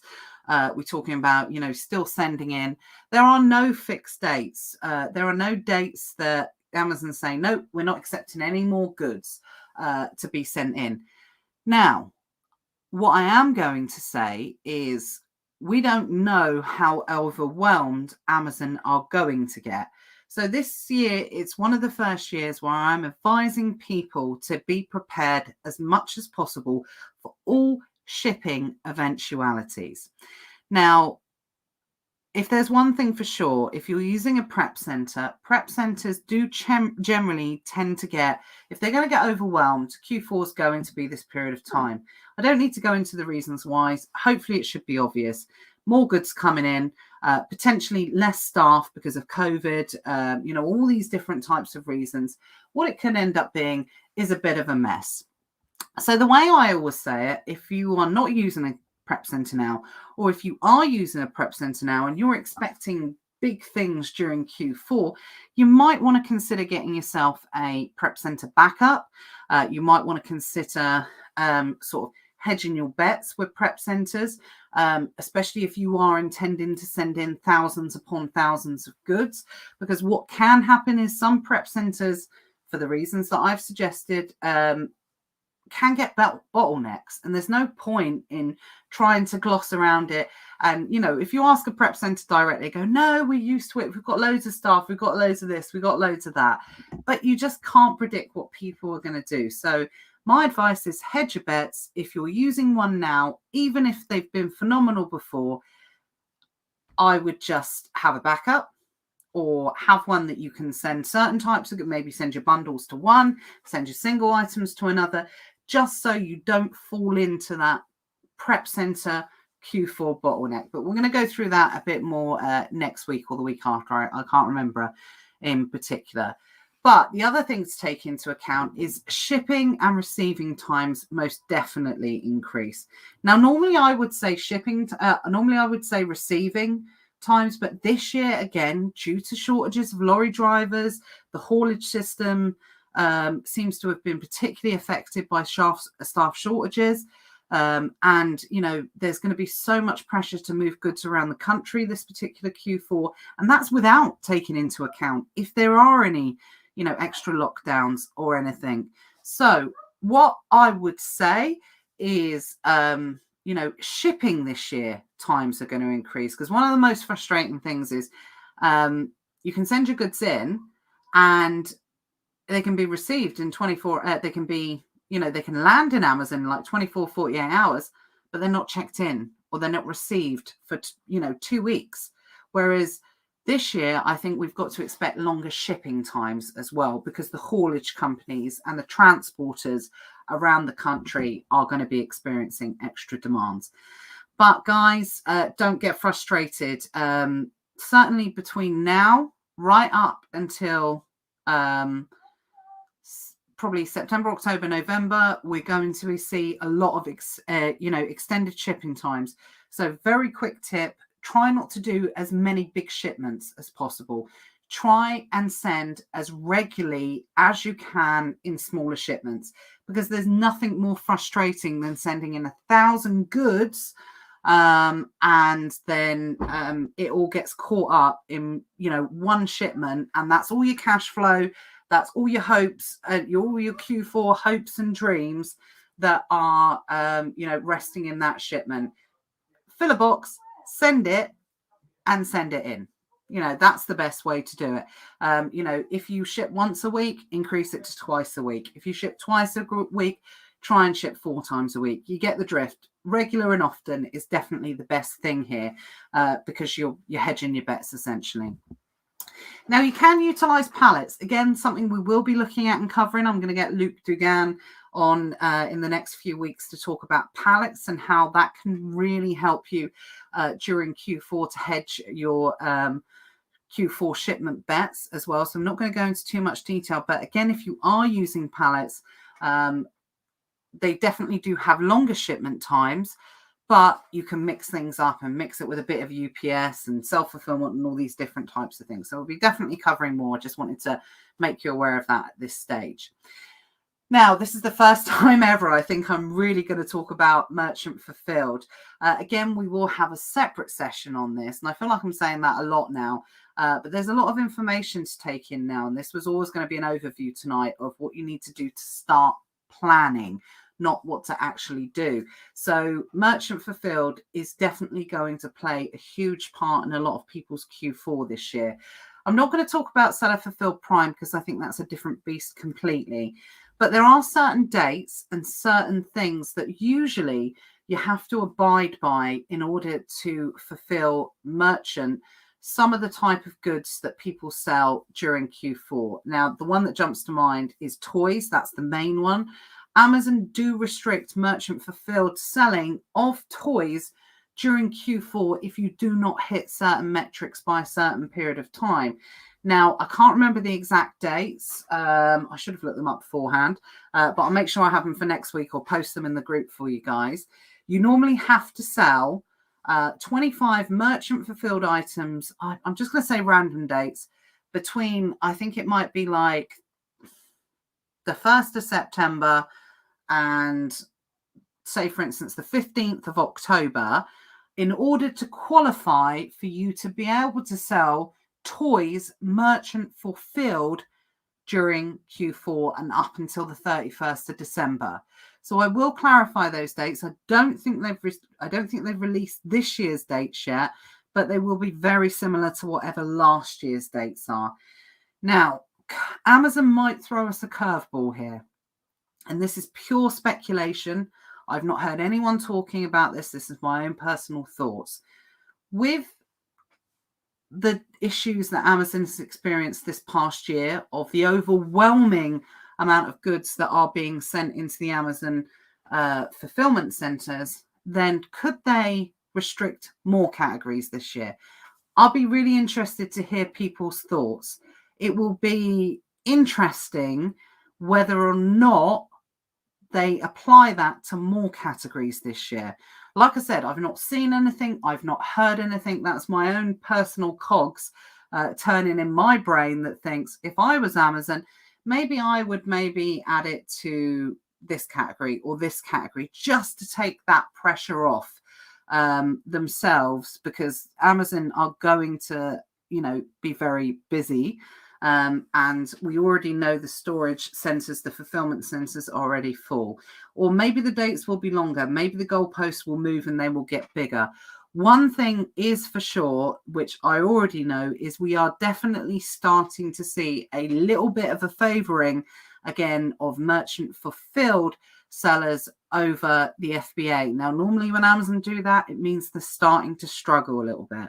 So it'll be really interesting this year to see if they do start to put in some sort of restriction or extra thresholds or move the goalposts a little bit. But let me know in the comments if you think that is going to happen. So my advice this year, even if you have never done it before, even if you don't think you've got the means to do it, I would maybe think about offering some level of merchant fulfilled shipping this year, because we don't know what Amazon's going to throw at us. So it's better to be prepared, even if it means talking to a prep center about doing it on your behalf or something, just to get those lines of inquiries being able to set up. Because like I said, this is, a Q4 prep session. Some of the ducks that you need to get in a row to be able to start to take advantage of, having a great Q4. But yeah, let me know in the comments. But as I said, next week or the week after, I can't remember, we're going to start talking more about shipping, self-fulfillment, prep centers and everything like that over Q4 anyway. So we're going to go into more details there. Okay, so stock levels, restock limits. What has been the main bane of your lives pretty much for the last few months? Understanding restock limits, trying to understand what Amazon wants, essentially, because we all know that they give us these, they move the goalposts, they make these changes, and they really, really do make our lives a misery at some point. But, at the time, I've spoken about this quite a bit. When it comes to the restock limits and stock levels and what expectation, every previous year, it's always been a case, just send in as much as you can because it will sell. It won't be an issue. It will sell. You won't have to pay long-term storage now if you send it in because it will sell by Christmas. Well, that's changed this year. This is the first real Q4 where stock levels and restock limits are going to have an impact. Whether or not you've seen your restock limits increase over the last couple of weeks, whether or not they haven't increased, whether you're still in a deficit, I don't know. But what I do know is this is the first Q4 where we've had to take restock limits into account, and we've had to take the challenges that Amazon have experienced over the last 18 months seriously. Now, I'm not going to go into the reasons too much about restock limits because we've talked endlessly about this. It essentially comes down to Amazon want us to manage our inventory better. And you can see here I've put, question mark, storage by Amazon. It's not that. Amazon do not want to be storage by Amazon. They want to be fulfillment by Amazon. They want to sell goods. They don't want to store them. That's why restock limits have come into place. The pandemic over the last 18 months has most definitely accelerated Amazon's growth expectations by 5 years. The first slide that I showed you on this session tonight was showing you that demand increased at least by threefold in the period of a year. No company, no matter if you are owned by the richest man in the world and you are the biggest company in the world, can grow at that rate and have consequences. That is why we are dealing with what we are dealing right now. No doubts whatsoever. So restock limits have to be taken seriously this year for sure. So what can we do to manage those restock limits? Well, the good news is we're about 3 months into the restock limits. So now we know a little bit more about them. They've got nothing to do with IPI. So everything that we'd learned for the IPI scores and the storage limits kind of didn't make sense when we thought we would just need to do the same and our restock limits would increase. Unfortunately not. We now have discovered through, talking in communities, through communicating with each other, through listening to people, through our own experiencing, a little bit more about what Amazon want for those restock limits. And the important thing really is Amazon do not want to be holding stock. So the easiest way to look at it is understanding that Amazon really want you to hold around 30 days worth of stock per ASIN. So I heard people talking, saying, oh, just 30 days worth of stock. And people think, well, is that my whole inventory? No, it's 30 days worth of stock per ASIN for what you are sending in. Yes, it has a collective total. Of course it does. But essentially, it's 30. They don't want more than 30 days worth of stock per ASIN. And collectively, once you add up all of your ASINs. So that's something that you really do need to take into account. So if you do not know what your stock holding and your days in stock are, then that's something that you need to start really taking into account and looking into. It really has become one of the most vital new metrics to be able to pay attention to, and it's going to be key during this Q4. Now, the good thing is, obviously, stock should start selling a lot quicker the more we progress into Q4. So hopefully, I'm hoping for a lot of people that if anything, providing you're making good decisions and you're doing your due diligence and you're not exceeding that 30 days worth of stock, then actually you should start seeing your restock limits increase. I, at one point, was really worried about people being able to send in anything during Q4 because I thought, oh my God, they're just never going to go up. We don't know what Amazon wants. But now we know that we've kind of cracked it a little bit by lots of people working together and discussing their results and what they were doing and everything like that. I actually think if that is correct, then there's no reason why restock limits should be, if you are doing what Amazon want, be too troublesome during Q4. But it's good to know what to look out for and how you can increase those, because you definitely don't want to be a state of FOMO where you're like, oh, okay, well, I just want to be able to, send in and sell as much as possible. You don't want to miss out if there's things that you can actively be doing. So first thing you need to do is to go into your Fba Inventory Report and check your days in stock. If it's at like 90 days, then you know you've got some work to do. Amazon want that below pretty much 30. I'm not saying if you're at 35 that's going to make too much of a difference, but somewhere within that vicinity, that is definitely what Amazon want. If you are dramatically over that and you do not have utilization and you are struggling to send stock in, that's the first thing that you're going to have to work on. Also have a look at the excess inventory report. So this is where it's telling you how many days in stock, or sorry, how much stock you have per item and how long it's going to take you to sell that stock. So that's an important thing to check as well, because if you are holding really high levels of stock for one item that is a slow selling item, that's going to dramatically have an impact on your restock limits.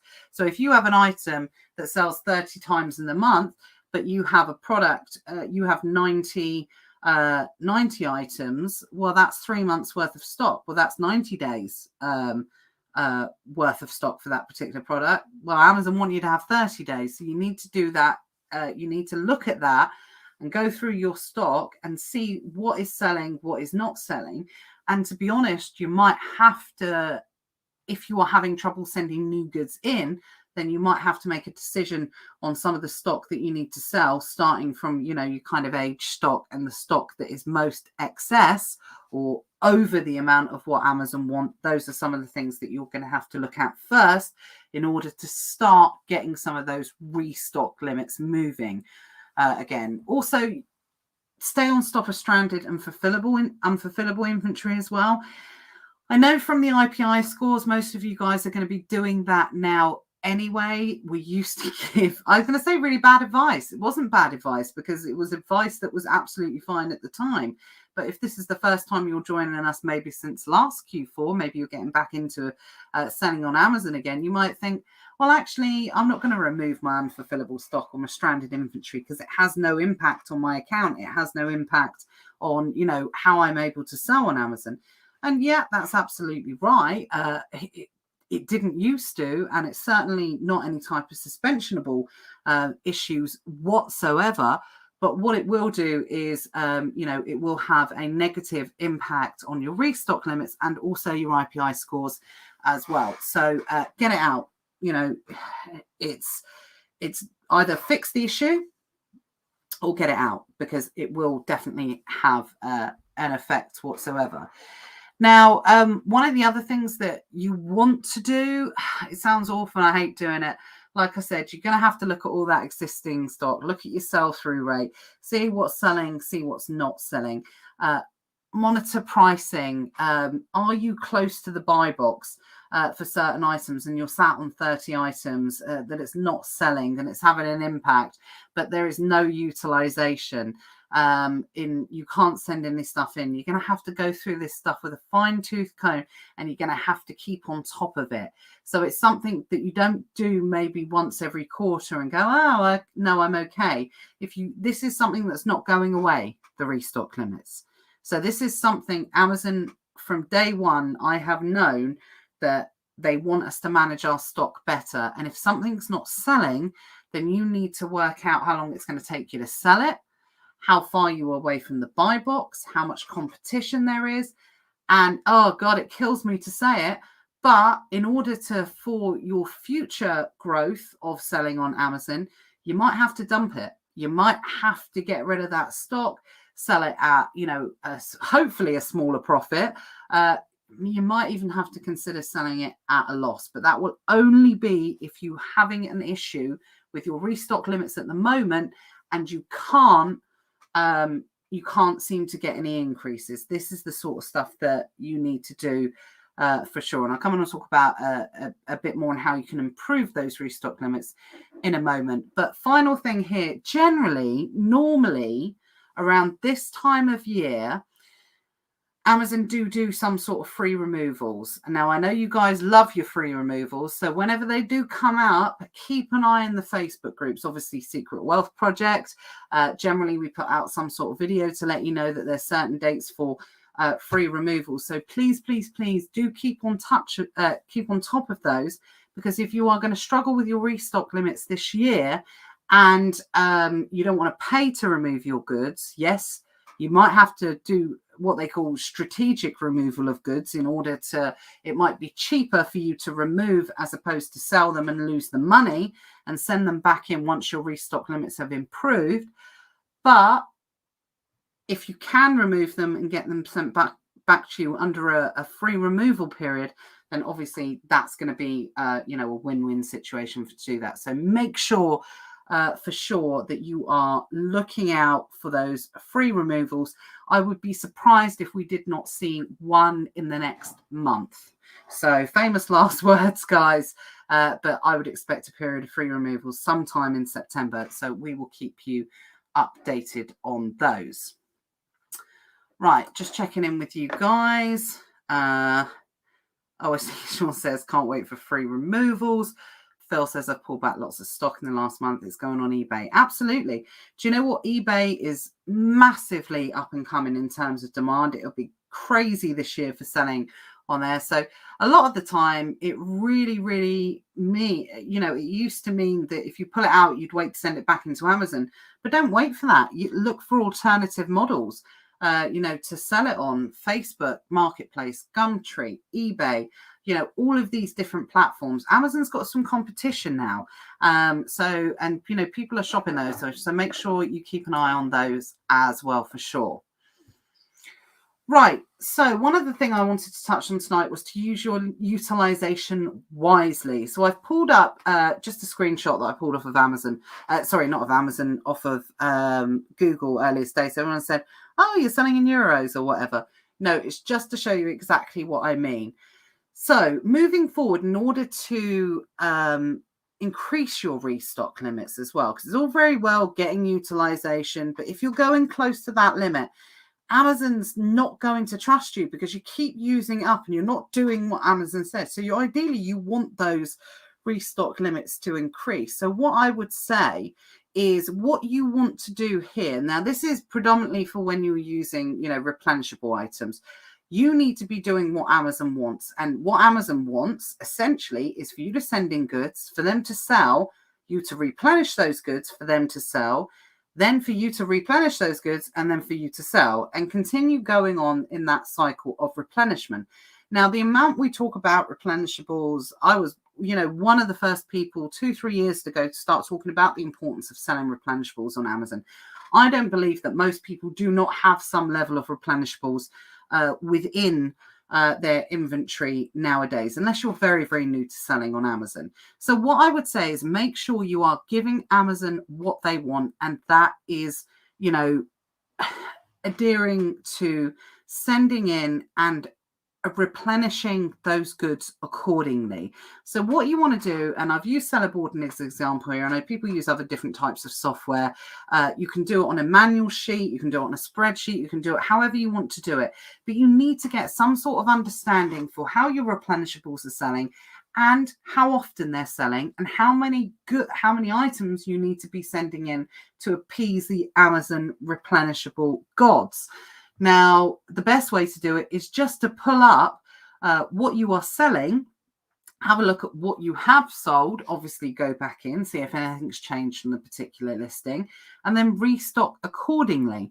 And then what you want to do is you want to do that in order of what is selling the most. So there's no point in saying you've got 10 replenishable items and you're going to, because there's a certain deal that's come up on one, actually, you're going to send in and restock your slowest selling one. You want to try and send in and restock your fastest selling and your replenishables and the ones that sell the most in that utilization period that you've got.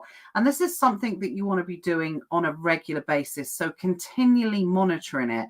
So what you don't want to do is wait a whole month before you check on your best-selling item and be out of stock of it for a month. You want to try and keep on top of that as much as possible, replenish it as much as possible. And that is the key to doing everything else that we've talked about.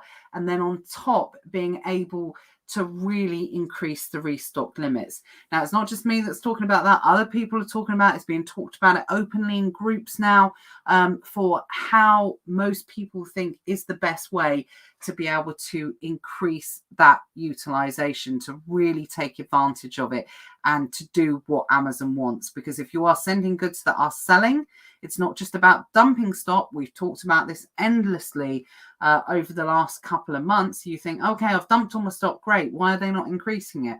Well, you've dumped the stock. It might well be that they don't want that particular item restocked because it doesn't sell as well as they thought it was going to sell. They want items that sell. It's as simple as that. And they want a regular stock of those particular items. So please, please, please try and concentrate on that. Do that as much as possible. It's going to be important during this Q4. But really, this is the new norm, guys. This is the new normal way of doing things in order to stay on top of these restock limits. Be aware, obviously, it might take some time for some of these changes. If you are someone that's been stuck in restock hell, it might take a few weeks for some of these results to start showing, because you can't just do all of this stuff overnight. But let me know if that's helpful. I know that this has been a real big concern for a lot of people over Q4. I think people have all of a sudden stopped talking about it because people's restocks have started to increase again. But I think that's because of some of the work that we've seen people putting in over the last couple of months and trying to figure out the restock limit puzzle. So hopefully that will put some of your minds at rest. It's not a hopeless case.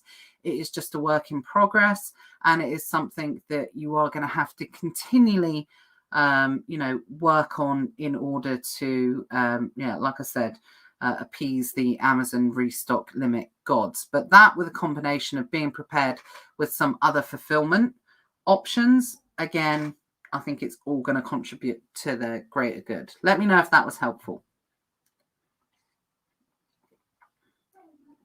Okay, hopefully you guys are still there. Fingers crossed. Okay, I just wanted to talk about Profit Protector Pro quickly. I'm not here to sell you anything or whatsoever, but some of the things that we spoke about earlier with ensuring with the restock limits is just making sure that you are hot on your prices. So this is a Q4 preparation setting. If you do not have Profit Protector Pro already, and knowing how much pricing can change during Q4 for everything that we've talked about tonight, please make sure you check these guys out. Anybody that knows and watches us regularly will know that Matt, the owner of this group, is a partner with Karen Hudson. And, it's phenomenal software that will really deliver you some fantastic results during Q4. And I think it also really helps contribute towards those restock limits, being in the best possible position to sell your products and being able to really get through them as quickly as possible. And as we all know, regular users of Profit Protector Pro will know that it puts you, just because it's the lowest selling price, you do not have to be in the lowest selling price to do it, because of the phenomenal development that goes into this software and having various different algorithms and lots of different things that are going on behind the scenes in order to sell your products for as much money as possible. Hence the reason in the name, Profit Protector Pro. But again, later on in Q4, I'm going to get Karen and Matt on. Hopefully, I know they're busy people, to be able to talk to you this in a bit more detail. Maybe we'll go through some strategies and some understanding a little bit more about the software and how you can best utilize it during Q4. If you're not using this software, you're definitely going to be missing out somewhat.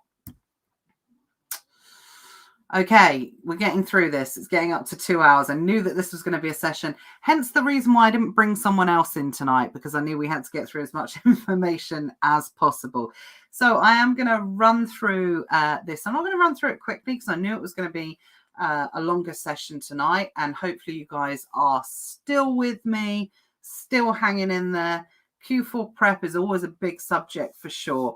So fingers crossed you're still enjoying it. So pricing, maximizing profit, and cash flow, all majorly important factors when it comes to selling on Amazon, not only throughout the year, but during Q4.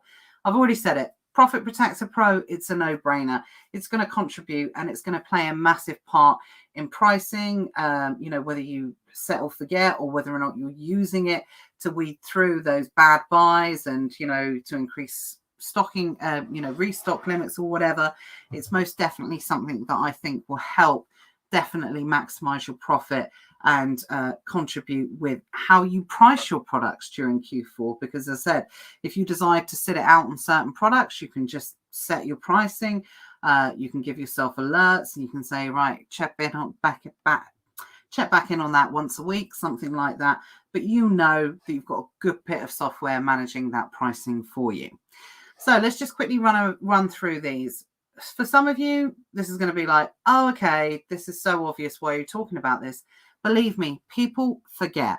So I'm going to ram this home, over the next few months about how much sales are important, profits important. Of course it is. It should be number one.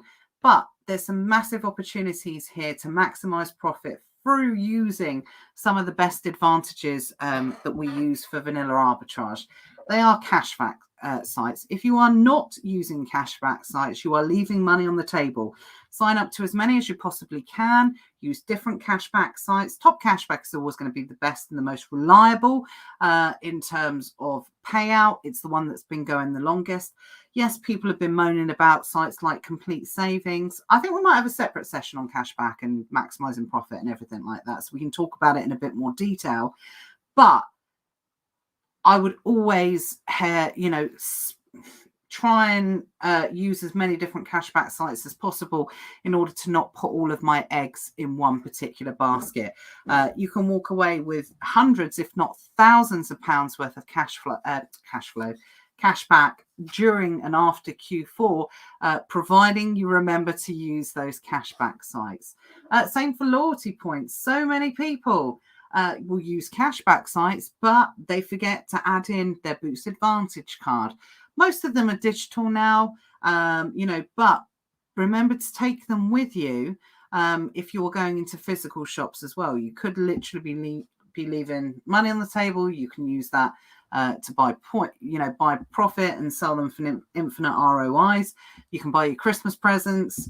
You can buy your girlfriend's perfume. You can do all these different types of things. So make sure you use and utilize all of these maximizing profit opportunities as much as possible. Comparison sites. Don't assume just because the site that you've always bought it from is always going to be the cheapest. Use those comparison sites. There's lots in different fields, trolley.co.uk for the grocery, which has replaced my supermarket. Just have a look around. Make sure you do a search. I know people talk about it. People will say, well, did I get it the cheapest? Well, maybe you didn't. Spend that extra couple of minutes just looking to see if you have, can you get it any cheaper? Can you get an extra discount? Is there a 2-for-1 hiding? Is there a buy one, get one free or whatever? Make sure you spend the extra time just to have a look at that. Discount bots, honey, pouch, you put them on your computer and then they will automatically do the work for you. So a lot of the time now, there's no excuse not to check if there's any extra discounts or anything like that. Just activate those bots. But as an extra tip, don't 100% rely on them, because many a time I have found hidden discount codes just by Googling the company, just to see if there's any on the extra voucher sites. Sometimes the bots are amazing. They've progressed so much over the last year in particular because of COVID. But what I will say is just make sure you check those external, discount codes as well. Now, cash flow. Again, this is going to be something that we are going to be covering a lot deeper during Q4, and it only really starts to become a problem as we progress into Q4 even further. So I'm not worried about not covering it extensively at the moment, but there are things that you can do. There are extra lending options that you can take. Amazon loan, capital on tap. And like I said, I'm going to have a whole session on this, so we're going to cover it in detail. Don't worry. But I don't want anyone to misunderstand about me offering some sort of financial advice, any type of loans, anything like that whatsoever. Yeah, Philip said, don't forget airtime rewards. I think I did mention that one earlier, but yeah, that's one of my absolute favorite ones. But yeah, for sure, we're going to cover that more in detail. Thanks for reminding me. Going back to loans and things like that, do it at your own comfort. If you are somebody that, I don't know, is not very good with debt or not very good with paying loans back, and you don't want to take out credit, you don't want to do this, don't feel pressure to do it. I know that there are some people out there saying, yeah, utilize as much debt as you can, do this, do that. Do whatever you feel comfortable with, guys. I would rather see people, do a little bit less than get themselves stressed out during Q4 because they haven't managed their cash flow expectations, they haven't managed them, acceptably. So please, please, please do your due diligence before you take any type of lending. You might get Amazon loans this year. Post about them in the Secret Wealth Project. There will be dozens of people that have utilized those particular lending options before, so you can get some great feedback from people that have really experienced it before. Don't feel you're alone and you have to get forced into taking something that you don't want to take. Some people are happy doing it, some people aren't, but there are options out there for people that want to do it. And there are safe and secure options out there for people that want to do it. Same goes for capital advancements. We had Tom from Payoneer on, never mind the buy box, a couple of weeks ago. We've had Tim and Leo from Sellers Funding on previously, which I'm hoping to get on back during Q4. Again, for those of you that really do want to go for it, that want to take out some extra funding to help, short-term funding in order to fuel your Q4, to be able to do that. So absolutely, for a lot of you out there, possibly if it's your Q4 and you haven't been selling for that long, they may not be an option for you, but it's something that you can obviously consider for the future. But if this is your second Q4, I would say probably minimum, second Q4, or you've been selling for 6 months plus and you're a limited company, if you are serious about having a conversation about capital advancement during Q4, please drop me a PM and I can make you an introduction to one of the companies. The people that we know use them, have used them very successfully, very professional companies. But like I said, this is not financial advice. You will have to make your decisions on your own whether or not you want to go ahead and use them. But short-term capital increases are something definitely that people may want to consider during Q4 in order to take advantage of that real increase in growth and increase in demand period. It can accelerate your business by doing that. Now, there's another thing that for those of you that have probably been selling again for 6 months, that you might want to consider is being able to take a daily disbursement. There's a company that we work with called Sellers Funding. Again, please get in contact with me and I'll put you in touch for a referral, who are able to get your money to you quicker in order to flip it quicker. There are fees and everything involved in doing that. But when you look at the case studies, then they certainly indicate that providing it's done sensibly, you can get your money quicker to you by the time it goes through the Amazon payment cycle, that even by paying the additional fees, providing you're doing it, in a sensible way, then you have got a better chance of making more money by flipping your money more times over. Now, like I said, I'm going to get people to come in and talk to you guys about this during Q4. And it's something that I want people to really have a look at and whether or not it's going to be a sensible option. You guys might be sat there thinking, well, I'm not interested in any of that. Why is she talking about it now? Because like I said, outside of probably price tanking, I would say the second biggest issue for all sellers during Q4 is cash flow, without a doubt.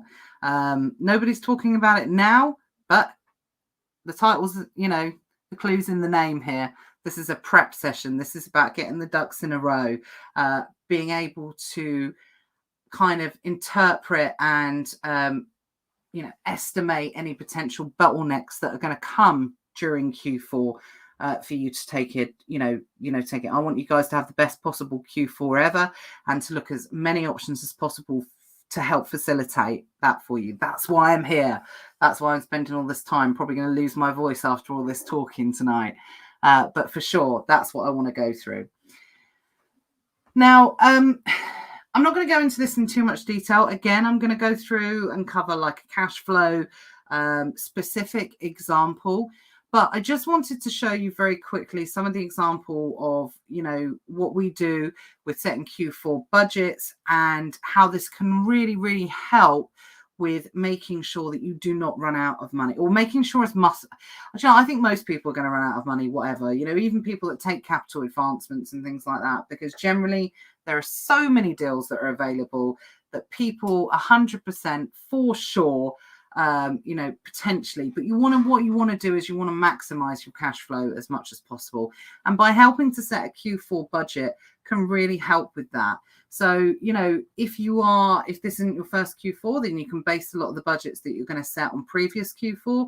But sometimes you can go through and have educated guess if you're a first-time Q4er. Which Q4, that's the first sort of time that I've said that, but hopefully that'll be a well-known phrase by the end of Q4. And again, I'm going to go through this. I'm not going to go through and see. Hopefully you can see here on the screen. It's just really detailing all your costs, detailing all your expenses, setting yourself a budget for what you hope to bring in, or a goal or a target, whatever you want to call it.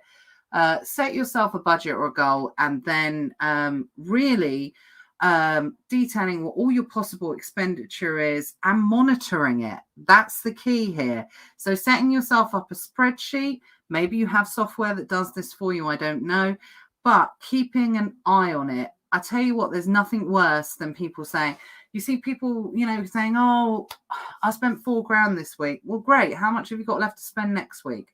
Taking responsibility, treating this as a real business is going to be key if you really want to grow and scale during this Q4. If you want me to run and look into this in more detail, please let me know in the comments, and I'll be happy to go through this in a bit more detail at a session later on in the year. Like I said, I know what's going to happen in about 6 weeks, 4 to 6 weeks time, when people are going to running out of money. This stuff is definitely not going to be as relevant now, but it will be for sure in a couple of weeks.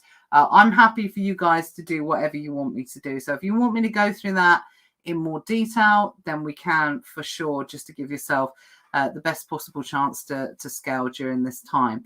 But detail everything, leave nothing off. If it's relative to your business, put it in. Unless you have yourself a very special money tree that you are growing that you can just pluck cash off, you need to detail every expenditure, everything that you're spending, and take it into account, because like I said, money can run out pretty quick during Q4 for sure.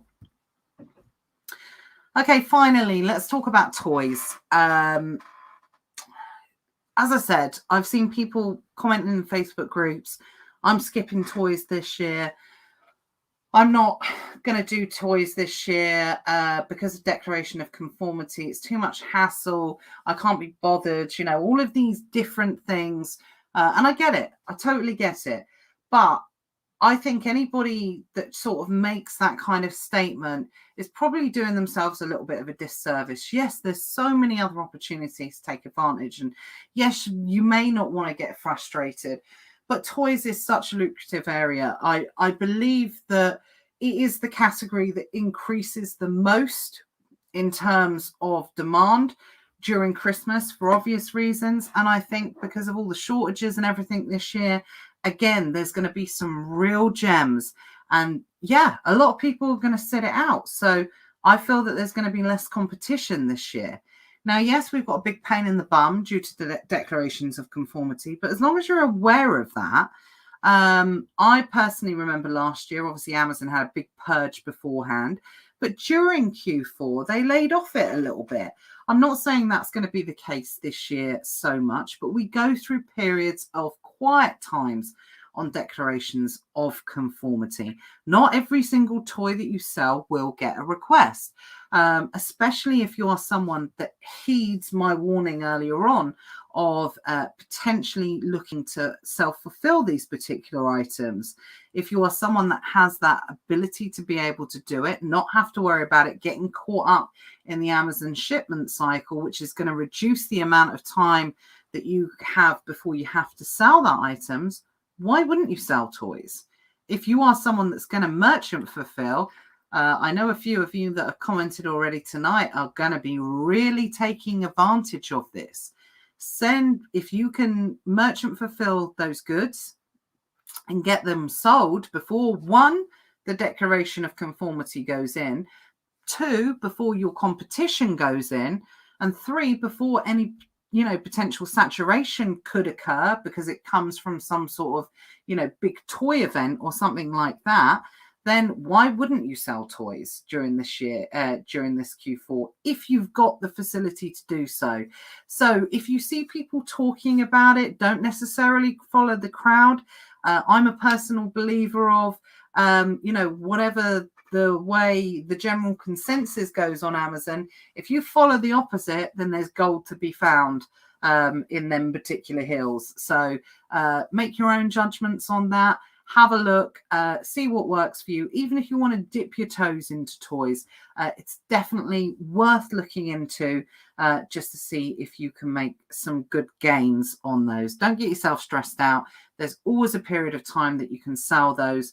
Would I put all of my eggs in a toys basket, this Amazon, and send them all into FBA? Absolutely not. But I certainly wouldn't discount them if I was selling, standard vanilla arbitrage. I wouldn't want to miss out, because the demand on toys absolutely goes through the roof. I know Natalie says, what do you do if you get a declaration of conformity? Well, first, you normally get a certain period of time that you can sell it, where you don't have to supply a declaration of conformity. But if somebody does supply that declaration of conformity, you can upload it. If you manage to get it, you can search on Google to see if it's openly available. If you've purchased it from a wholesaler, you can request to see if that particular wholesaler has a copy of that declaration of conformity. Just because you can't get it, it doesn't mean someone else can. Have a look on if there's evidence that Amazon have sold that particular toy previously, or have been in stock of that particular product. If there's a strong argument that Amazon don't actually delete the listing because they want to sell it themselves. And as we know, Amazon are very much a case of do as I say, not as I do. So that's another factor to take into account. And Amazon is going to be stocked up more than ever on toys this year, because they've known that there is massive, going to be a massive shortage of toys this year. So again, I think demand's going to be so much bigger, because there's going to be an overall shortage of toys, and there's going to be less people selling them. And for me, that ticks all of my, Amazon supply and demand boxes, to be sure. So Nina, a declaration of conformity is a safety certificate, essentially to say that that product is safe to sell and be used by a certain age group within the UK. So it's a certificate. It's like a kite mark or something like that. Yes, it's only one seller that needs to provide the declaration. So in this case, only one seller needs to provide it, and then it can potentially go away. Yes, they're a bit of a pain in the bum, but yeah, really do take advantage for sure, because you generally get quite a long lead time to be able to send that in. The other thing you can do is you can also appeal them as well. So if it's something like you bought like a card game, and the card game comes up and it's like Cards Against Humanity, don't buy that one, because obviously that's like a private label product. What I'm saying is it's listed under toys, but it's actually an adult game. Then you can appeal to Amazon, and you can actually appeal to them and say, oh, this particular item is for children above 14, and they will potentially take off the declaration of conformity request. So yeah, it's not all doom and gloom when it comes to selling on toys.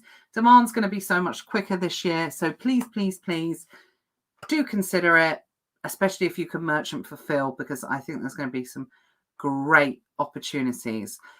Someone mentioned that sometimes they're in the box. Is that correct? Absolutely. And the more that we go into the different type of safety considerations that we're going to be going into next year, because of Brexit, I'm not going to go into it in too much detail. Because of Brexit, we got certain lead times on certain types of safety certificates that do not have to conform to old EU ways and things like that. Moving forward, it means that for sure there is going to be more transparency in where you can get these documents from. I've got no doubt on that whatsoever. Philip says, DOCs in toys are the bluff on the whole. Ignore them, in my honest opinion. Now, I know, Phil, is somebody that definitely knows his stuff on this. And yeah, he says, ignore them. I probably publicly wouldn't go as far as saying that, but I do definitely agree with them that definitely a very good percentage of the warnings do not even get deactivated. So yeah, missing out on toys in Q4, kind of a big mistake if you ask me. Okay, so let's run through some final thoughts before my voice expires and I send you guys all off to sleep. Just want you guys to manage your own and Amazon expectations. That's what we've talked about tonight. Your expectations and Amazon's expectations. They are two very different things, but if you can get both of those right, then for sure you're going to have a Q4, a really good Q4, where hopefully you can grow your business and build a really good, strong either foundation if you are just starting, or you can take that next step up. You can take your business to the next level for 2022, which great Q4s often give you the platform to be able to do. One other thing, that this is more for the newer guys, the newer sellers out there, is don't let FOMO set in. Everybody has to have their first Q4 at some point, which means it's going to be the first time you're going to be doing this. You might feel that there's missed opportunities, that you couldn't take advantage. I know a few people mentioned that in the comments already tonight. Well, let me tell you this, 5-6 years down the line, most sellers will still tell you you can always get more stock if you've just got your cash flow right. You can always buy, you can never not buy enough stuff for Q4. So that, yes, it gets better with every year. You get more experienced in taking advantage of all these little hacks and things to do and not to do and all these different types of things. But I don't believe anybody goes at the end of Q4, when they're tucking into their Christmas dinner saying, do you know what? I absolutely maximized everything. Yeah, people are really proud of themselves. Of course they are. But yeah, you can always do more, if you needed to, if you had the right circumstance or whatever. But what I will say is Facebook groups and communities are amazing. They are, I would say, a really big percentage why a lot of people succeed in this business, because of the help, the camaraderie, the assistance that people can provide during this period, the support and the services that people supply. But what can happen is we go into something called screenshot season, where you really start to see people posting. It sounded like I said boasting. I didn't. I said posting big figures. And what can happen? FOMO can set in. Envy or whatever can set in, and you think, God, I wish I could do that. Now, for some people, they're really motivational, but some people, it brings them down. They can be really demotivating. So what I would say is focus on your own journey here. Think about the goals and the targets that you want to set yourself for this Q4. Make them realistic and focus on your own journey. If you are someone that looks at these different types of, screenshots and it doesn't motivate you, then, kind of just remove yourself from that situation and, wish them good luck. But they're on a very different journey to you. This might be their 10th Q4. They might have, poured £100,000 into this Q4 and buying stock. You cannot know what someone else is doing. So please, please, please look at these type of posts with a pinch of salt. Wish the person, the best congratulations, and focus on your own journey, because like I said, I know that does really affect some people for sure. So yeah, screenshots, like Natalie said, they don't show the profit a lot of the time. Even the softwares that claim that they show the profit, they miss certain things and whatever. You can never get a true reflection of what is truly going on for someone else. Just see it as the way I see it is just look at them and imagine what's possible. That's my best advice with regards to figures and things like that. But as I said, there's always too many deals for one person to search. So, you know, think about using a deal service like onlinearbitragedeals.com, because even if you are the best manual sourcer in the world, it's always good to be able to get extra help during Q4. I know Karen talks about in particular, if you're ever going to sign up and try it at one point, it's definitely probably during November is the best time to do it, when you get all those Black Friday sales. We definitely have, you know, a session that focuses more on how to take best advantage of Black Friday, because believe it or not, it's not just about buying in sales. It's about buying from Amazon themselves. It's about looking at flipping products onto different platforms. There's lots of things that you can do during Black Friday, and we will cover that in a session nearer the time. But definitely going back to something like online arbitrage deals, I think last year that they had, you know, a bonus deal sheet, and I think they had something like 80 extra deals just that one day of, you know, the extra deals that come in during those sales events. So definitely worth taking advantage of during that time. Set yourself some targets. Previously talked about that in the cash flow. How do you know where you're going to go? You know, how do you know what you can really achieve if you don't set those targets? So think about what you want to achieve during this Q4. Even if it's just your first Q4, it will be nice to be able to benchmark some results too. So I think that's definitely something that will help motivate you during Q4 for sure. And then finally, just stay involved in the Secret Wealth Project community. I can't describe to you what a great feeling Q4 is during this period. We're going to have loads of, you know, company spotlights. We're going to introduce new services. We're going to introduce you know, different guests over Nevermind the Buy Box over the coming months that I hope really will offer some great value and give some good insight into Q4 and how you can really best take advantage of it. I know I've banged on tonight quite a lot, and I know some of you are still hanging in there, but I appreciate a lot of you might be watching this now on replay, seeing as we've gone into 2.5 hours. But that's pretty much it. You know, happy to go through and answer any questions you may have if my voice is still hanging in there. But I really hope that that's given you, you know, a good indication of what Q4 can potentially do, how it can, you know, help change your business, how it can change the direction of your business, how it can take you to the next level, and how you can best take advantage of that. So I'm going to go back in, bring myself back on the screen if I can remember how to do it. There I am, and I'm back. Whew, that was a long one. Now, I'm really sorry, guys. I did miss any comments that you guys might have said during, if you were on YouTube, because I couldn't see the comments on those.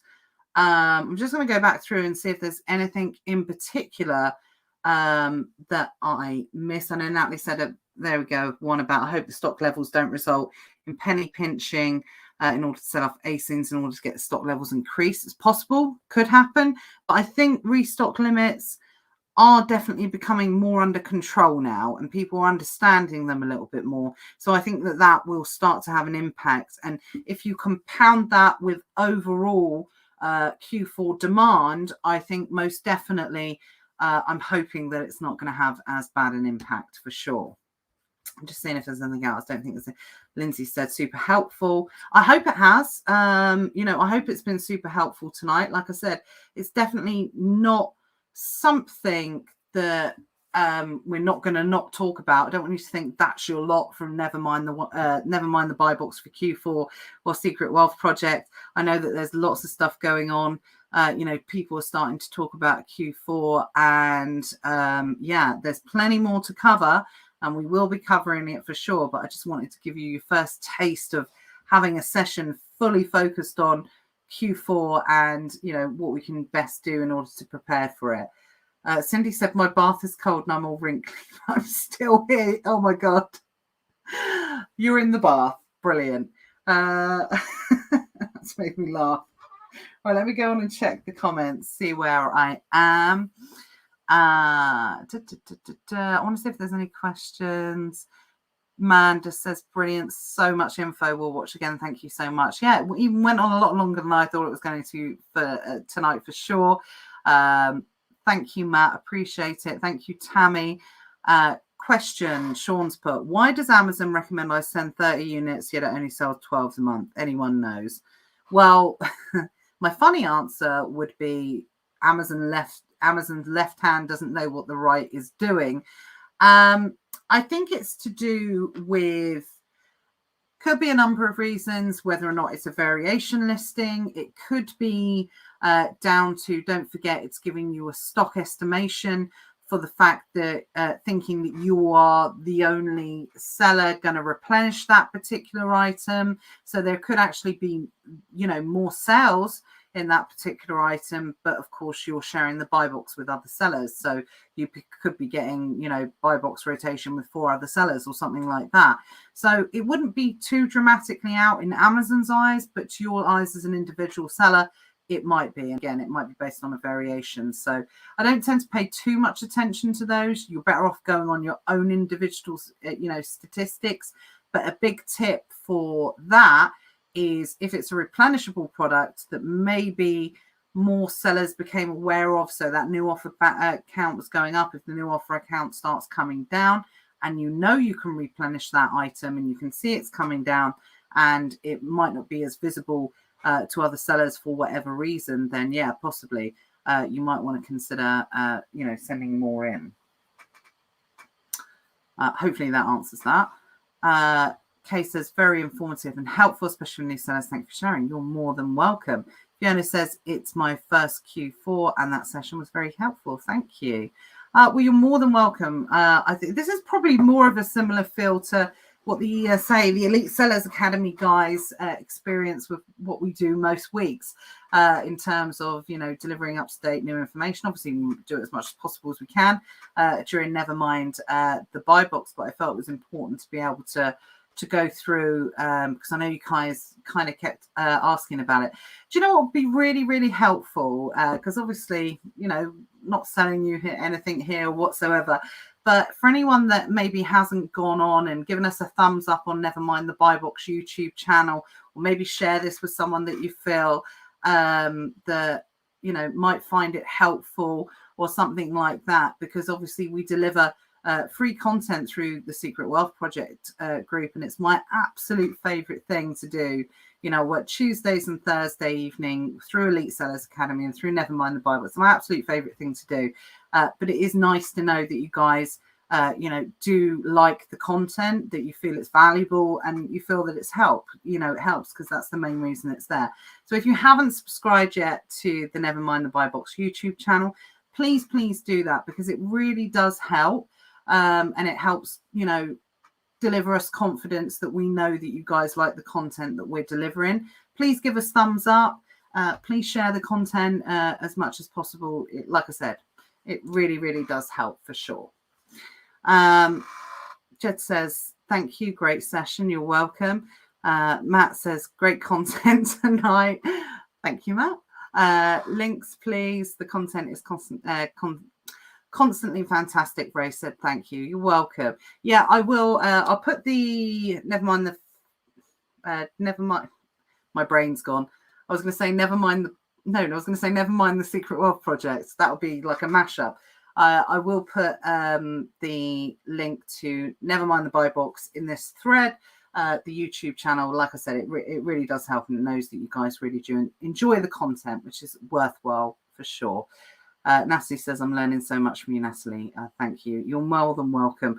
I hope it comes across. I genuinely do like doing it. It's definitely for sure my favorite thing to do when it comes to working in the Amazon communities.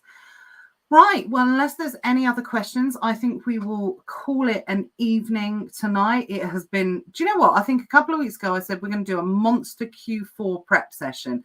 And I think we've certainly lived up to that. And it was just me. If there had been someone else, it would have been even longer. That's why I kind of thought ahead and thought, Natalie, you can talk for England. So make sure it's just you. Otherwise, it's going to be about 4 hours long.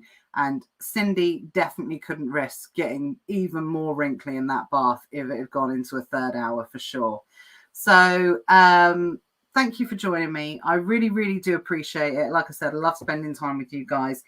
And I genuinely think this is going to be the best Q4 ever. So hopefully some of the things that we've spoken about tonight will give you that extra confidence, and knowing that we don't just pluck this stuff out of nowhere. We say it for a reason. We believe it for a reason. And, there's very good evidence, backing it up. That's why we say what we say. We're not just trying to, whip everyone into a frenzy for no particular reason. We want you guys to have the best Q4 possible, for sure. Like I said, next week, I think we're talking prep centers next week, but I've been talking so long, my brain's turned to mush a little bit.